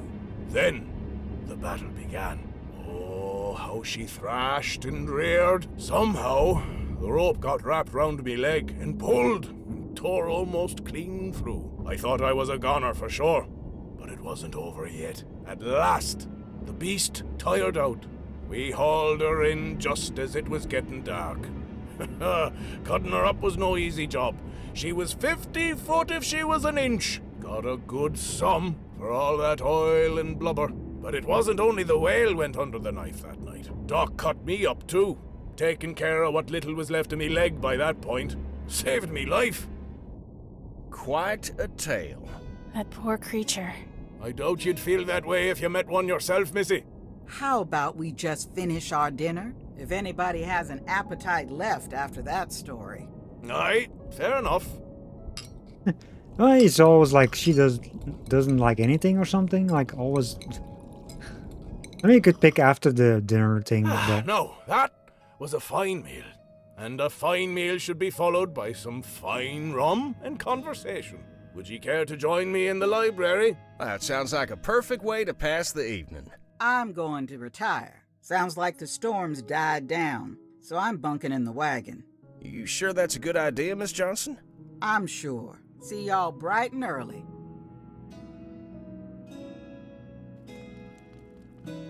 Sure you won't have some rum, Miss Redbird? I'm sure. Thank you. And for you, Miss Leger? No. You can spare me a pour as well, Captain. Aye, fair enough. A toast to new friends. Cheers! Damn, where'd you say this stuff came from? A gift from an old friend in Barbados. Best rum in the world, in my opinion. Got plenty more in me cellar. You're welcome to it. Now then, Mr. Marquez, I had a question for ye. I may have an answer. Am I mistaken, or are ye of the new Spanish persuasion? I am, yes. Ha ha ha! Grand! I'd like ye to have this. Nice. She belonged to an old friend of mine. New Spanish, like yourself. He used to play the most beautiful music. He left her to me when he died, but I always felt she should return to her proper home, as it were. I'm honored. Suppose I ought to have asked if you play. In fact, I do. A little bit, anyway. Go on, then. Give us a song. Very well, but let me tune her first.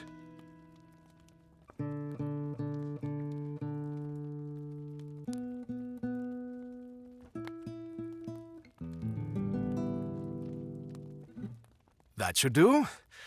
Now, let's see if I remember.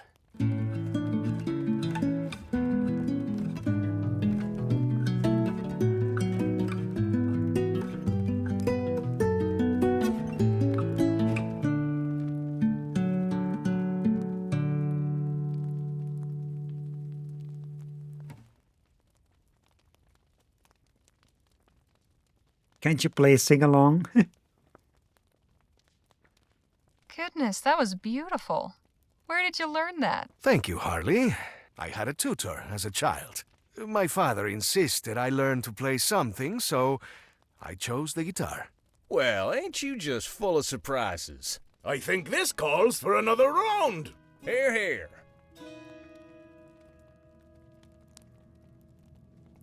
It's been a grand evening. But this old salt needs his beauty sleep.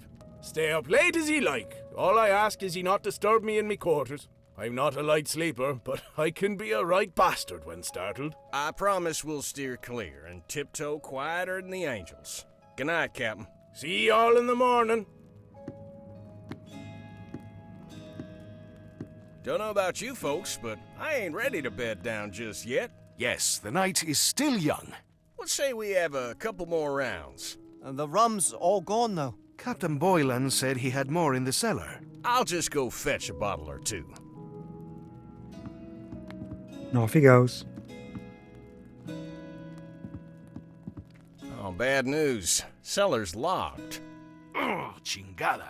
Guess the party's over, then? Not necessarily. Harley, would you be so kind as to apply your skills to our little problem?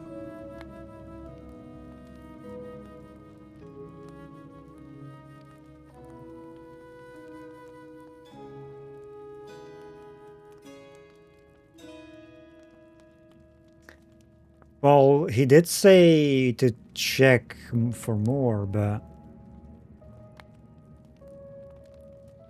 I don't want to do that.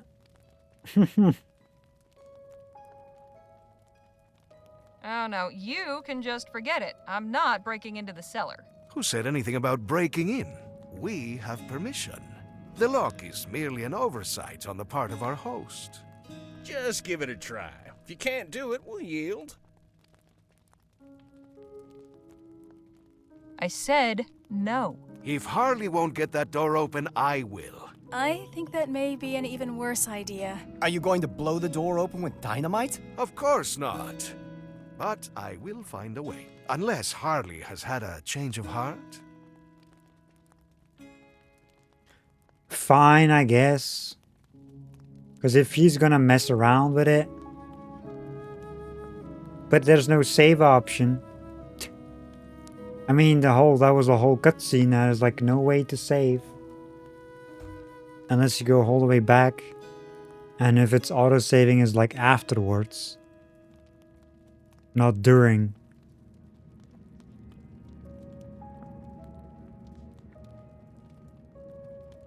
I wonder what he's gonna do.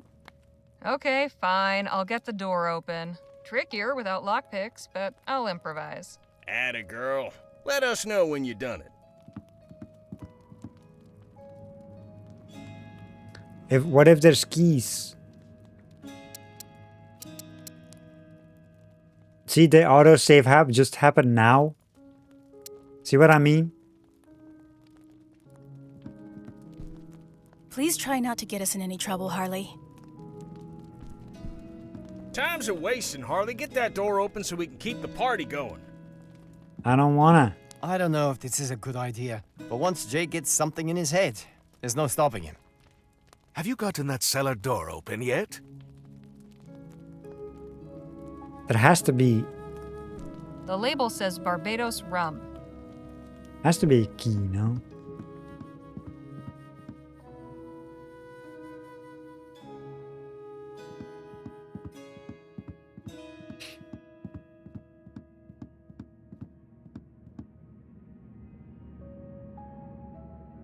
It's empty. The dinner gong. Can't imagine it gets much use. Full of matches. One of the doors is slightly open. This door goes into the captain's quarters.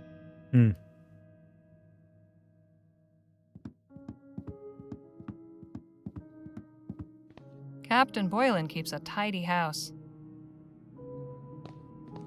For an old sea captain, Boylan's got some rather modern conveniences. Definitely not the one that got away. Well stocked, but not with anything I need.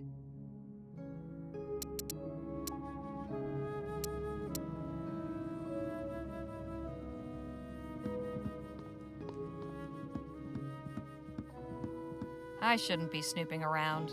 Not without a good reason, anyway. Don't mind if I do. Not sure why we need matches, but...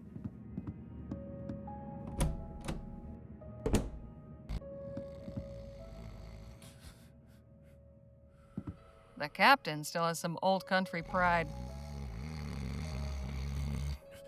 I can just hear Joni. A quill and ink, how charming! The storm has eased up some. The storm is... I'd better make sure to be quiet. A set of keys. One of them must unlock the cellar. An old oak wardrobe.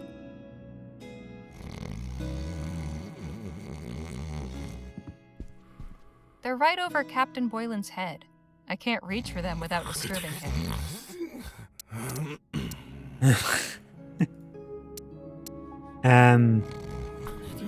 Spear. Better not. Don't want to risk waking him. Oh yeah, we had the poke stick. The poker. Also, I want to check upstairs. I mean, we did save, so it's like there's a time limit or whatever.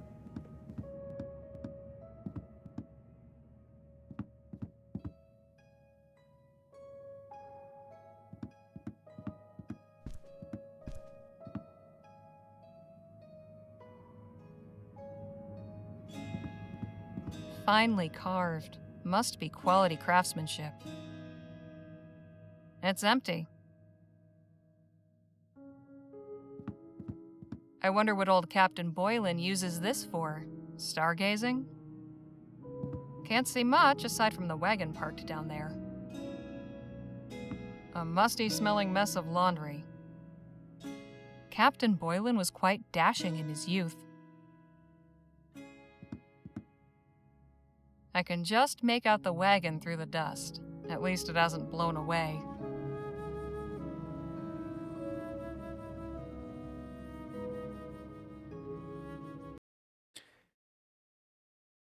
My birth rate is so bad right now, it's insane. There's like barely any left. Like people will probably have like such a delay. I might as well refresh at this point. For me, it auto refreshes if there's like a big, like too big of a delay. So, but still, this is annoying, frustrating.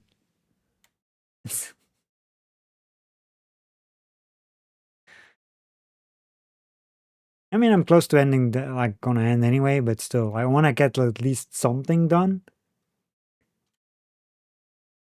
Like some more stuff done.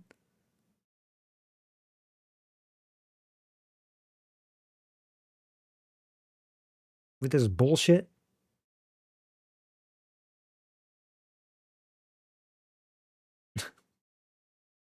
God dang it. I hate everything.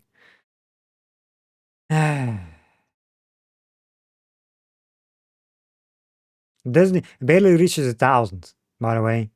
That's how bad it is right now. Like I said, the resetting the modem doesn't do fuck all. I've tried before. It's not my end.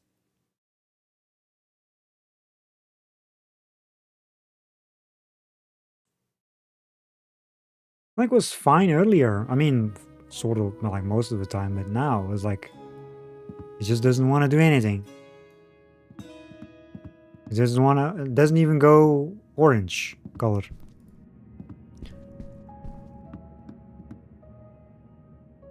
It's insane. Nice to be able to freshen up. Wonder how Lola's doing out there. Well, she's fine. Evocative scene.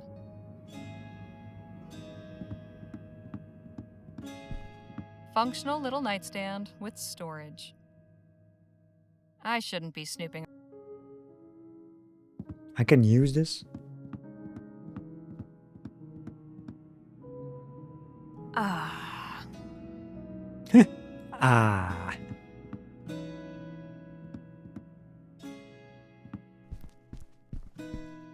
I don't even know how this looks on stream, to be honest.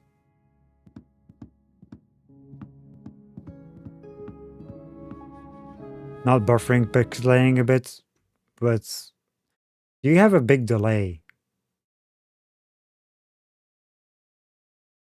That's the annoying part.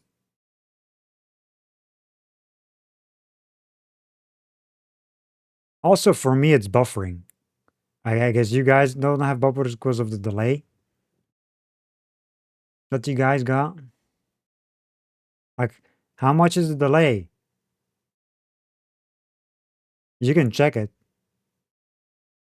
Because because of the buffers I'm getting, it's quite big. I don't know. I don't like. It's just frustrating. Like, I cannot just play like a normal. Basically, that's the annoying part. Because it looks like shit, and I'm annoyed by it, and it ruins the whole thing.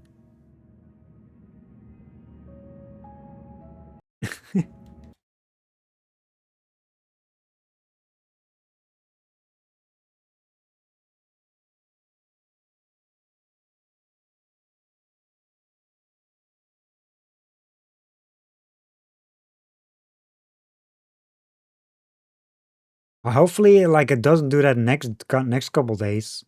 Because I swear to God, like, why does this always happen when I'm streaming? My internet is always fine like any other time of the day.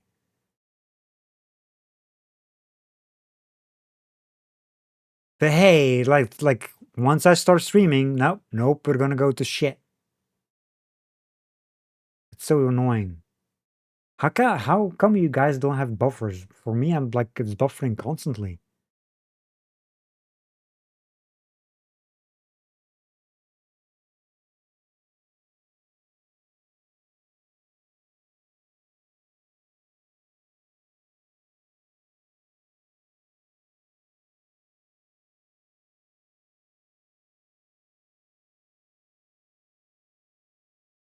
I'm so confused. That must be, like I said, because of the delay, as you guys gotten. Which is probably like more than a minute at this point.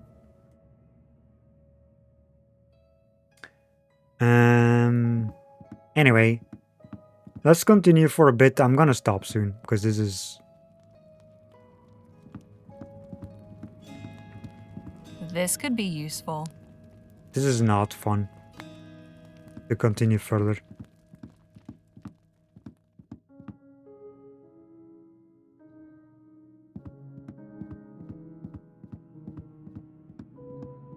It was fine a whole stream, but until now, to be honest.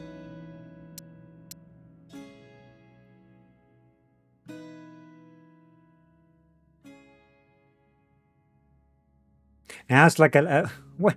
Now it's 11,000 bitrate all of a sudden, and then back down. The fuck?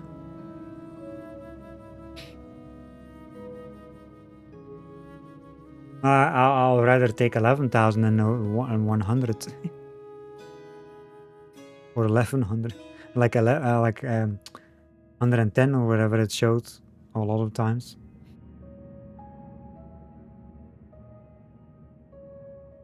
Okay, it looks fine again, but it's probably not going to be for long.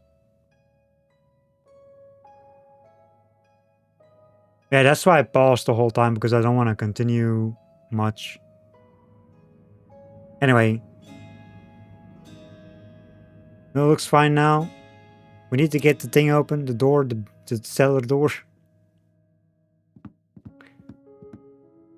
I'm gonna grab a key with the poke stick. And that's the wrong thing. We got... What is this? An ancient arrowhead I found buried in the desert. I don't even know why I have matches.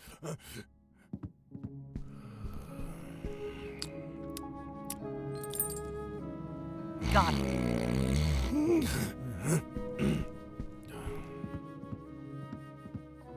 You always have delay, so nothing new there.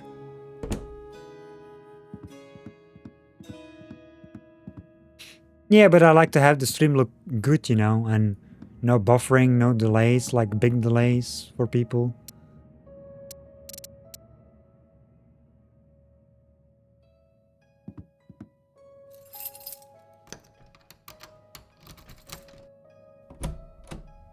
Jake? Phil? I got it.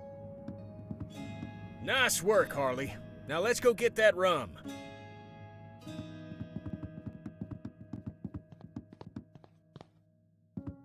I cannot see a thing down here. How about we light that wall lamp? This will help us see down here if we can light it. Oh, we have matches. We are lucky to have made it down the stairs without tumbling down in the dark. Gotta be matches around here somewhere. I mean, we do have matches.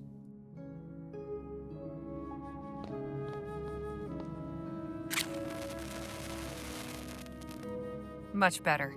Now, about that rum. What was that? Sounded like the captain's voice. Come on. The fuck? You heard it too, huh? Yes, it came from upstairs, I think. It sounded like Captain Boylan, but aren't his quarters on this floor? I thought the same. Perhaps we should go see if he's all right. Yep, you and Miss Redbird check the spare room. Danny and I'll check the bedroom. Harley, you look in the captain's quarters. We ain't got time to lose.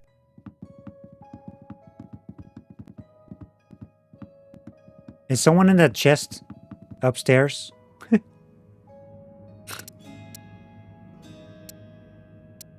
me do this save.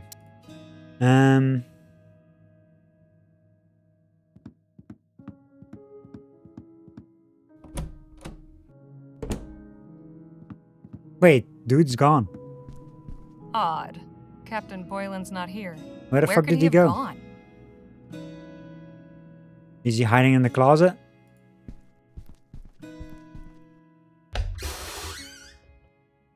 An old oak wardrobe. Can't really see anything in here. Looks like a sea bunk. Guess old habits die hard. Yeah, what the hell did he... I can take this. Why would I take this? Also, can I take it? The captain won't miss this for now. I'm not sure if I want to take this. Could I take that before? There's an old book in here. A journal. Better take it. There's not much in here. I guess Captain Boylan didn't care much for writing. Here's an interesting passage. Fisher landed another whale today on his first shot. I asked him how he managed it. Turns out he's been tying his wife's kerchief to the harpoon handle. Swears it brings luck and improves his aim. Ah, to be young and in love. See, now I wonder if he had, because of this, having this in an inventory. Like I said, I do have a save, so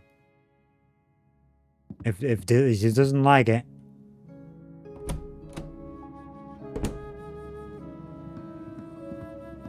oh, there's like a thing here. Can we search this? I shouldn't be snooping. Now, see, you don't want to snoop around there. Captain Boylan's not in the library. The others are looking upstairs. I need to check the captain's quarters. Well, that just came from there.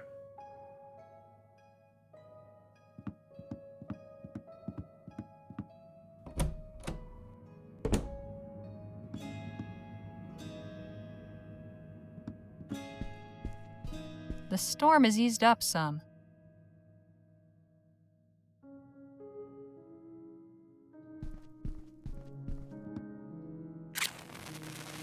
Hang on. What's this? There's a small switch in the back. Aha! Well, I'll be damned.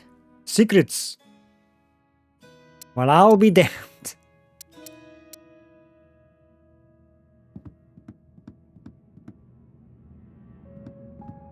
Captain! You're still breathing, thank God. Hang on, I'll get help. The fuck? He appears to be fine physically, but he seems to be in some sort of trance. A trance? How do you mean? His eyes are open, but he's not really awake. Sleepwalking? He's gone within himself. I've seen people do this voluntarily, he's not walking, to but meditate or relive certain memories, but Captain Boylan seems trapped. Is there anything we can do? I'm not entirely sure. Did he say anything when you found him, Harley? Not a word. I'm at a loss. Something brought this on, but what?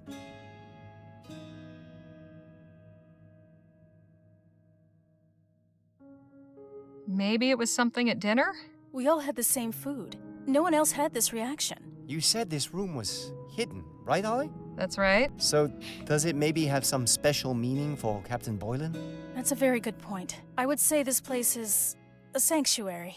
But from what? The man lives alone in the desert already. What's he need a secret sanctuary for? Look, on the wall there.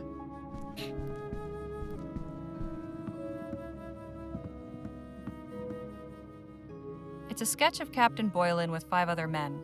His crew, maybe? There's a signature. A. Kranich. Kranich? God forgive me. Captain, can you hear me? The dome? The dome! What doom? What do you mean? I came from nowhere. I ought to have taken heed. I ought to have let it take me. Captain? Captain? He's unresponsive again.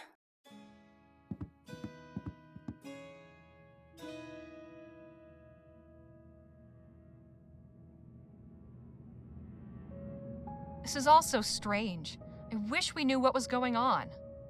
I think I have an idea. Yes? That chair, the way it's positioned, facing that sketch, this room being hidden, I think something happened to those men. Something bad. And I think the captain blames himself for it. He probably comes in here to punish himself. Oh, how you figure that? Because, well, call it a hunch. I don't know.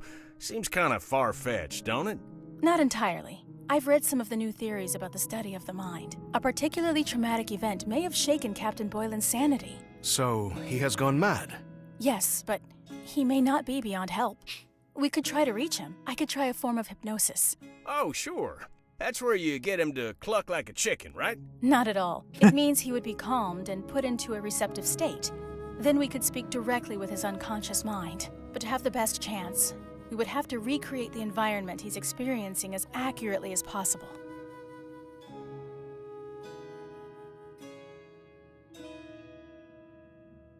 Recreate the environment? Just how do you propose we do that? We must each take on a role. Oh, you mean like play acting? Something like that. If we can each convincingly assume the identities of the men in that sketch, the captain may feel they are truly here with him. His fantasy will become clear, and we'll be able to guide him through and out of it. Sounds just crazy enough to work. But we know nothing about these men, aside from what they look like. Which means we need to find out more. The more details we have, the better. Then let's put this show together. Harley, you're good at finding things. See if Captain Boylan had a diary or something. All right, I'm on it. I just took it. Boylan set up a sort of shrine from the look of it. That's Captain Boylan on the left. The 5 other men must be his crew, but I have no idea who any of them are. Storm seems to be passing.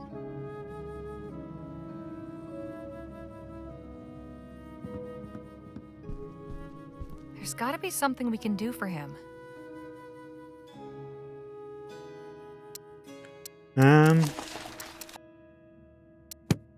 Yeah, we got the diary.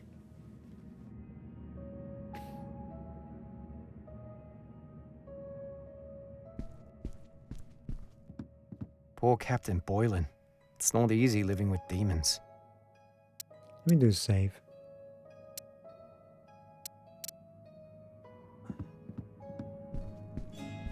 I hope we're able to help the captain. Let me know when you found something that might tell us who those fellers in the sketch are.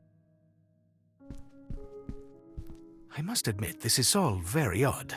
Though I do pity the captain.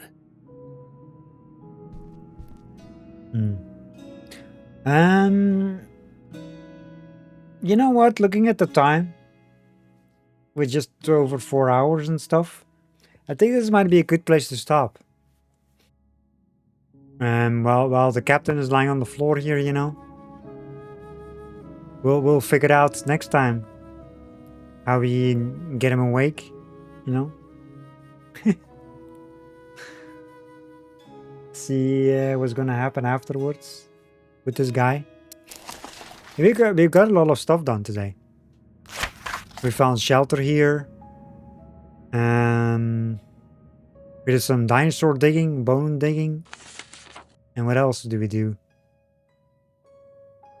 Oh yeah, Danny. We got some memorial for Danny as well. Like his friends.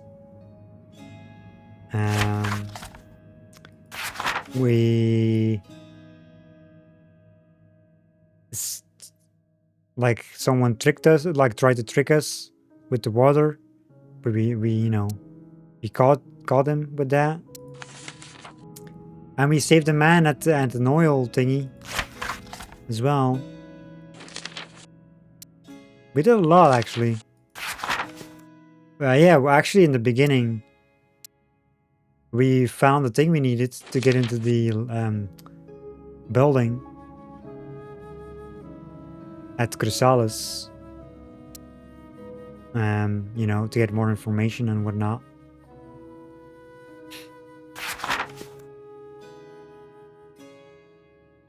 That's how we found the location that we are actually heading to. The town, El Presidio. We got some transport, of course, and, you know, the things I mentioned, basically.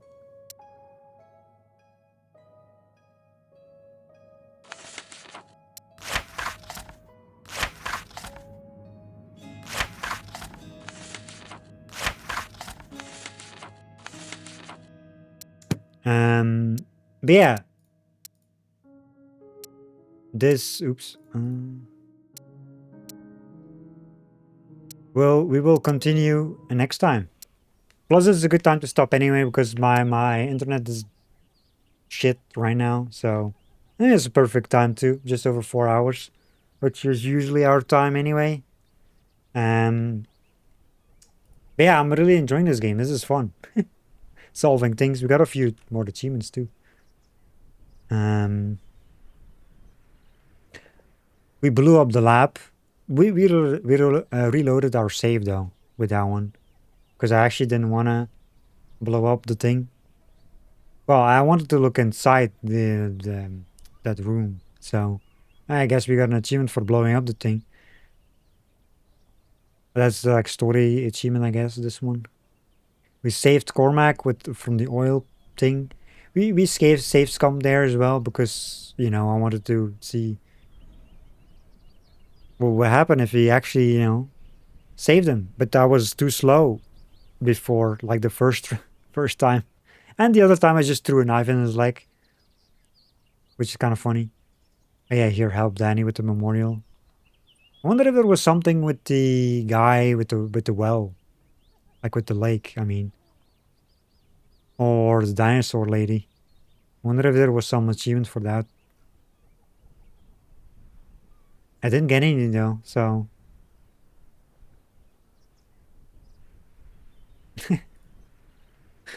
Anyway, let's end it here today for Rosewater. This was a lot of fun. I will be back on Thursday with more of this, continuing our playthrough then. So make sure to stop by. Yeah, let's go find some of the raids. So just stick around for that. But yeah, this is going to be it for Rosewater. Thank you so much for watching, and I will see you in the next one.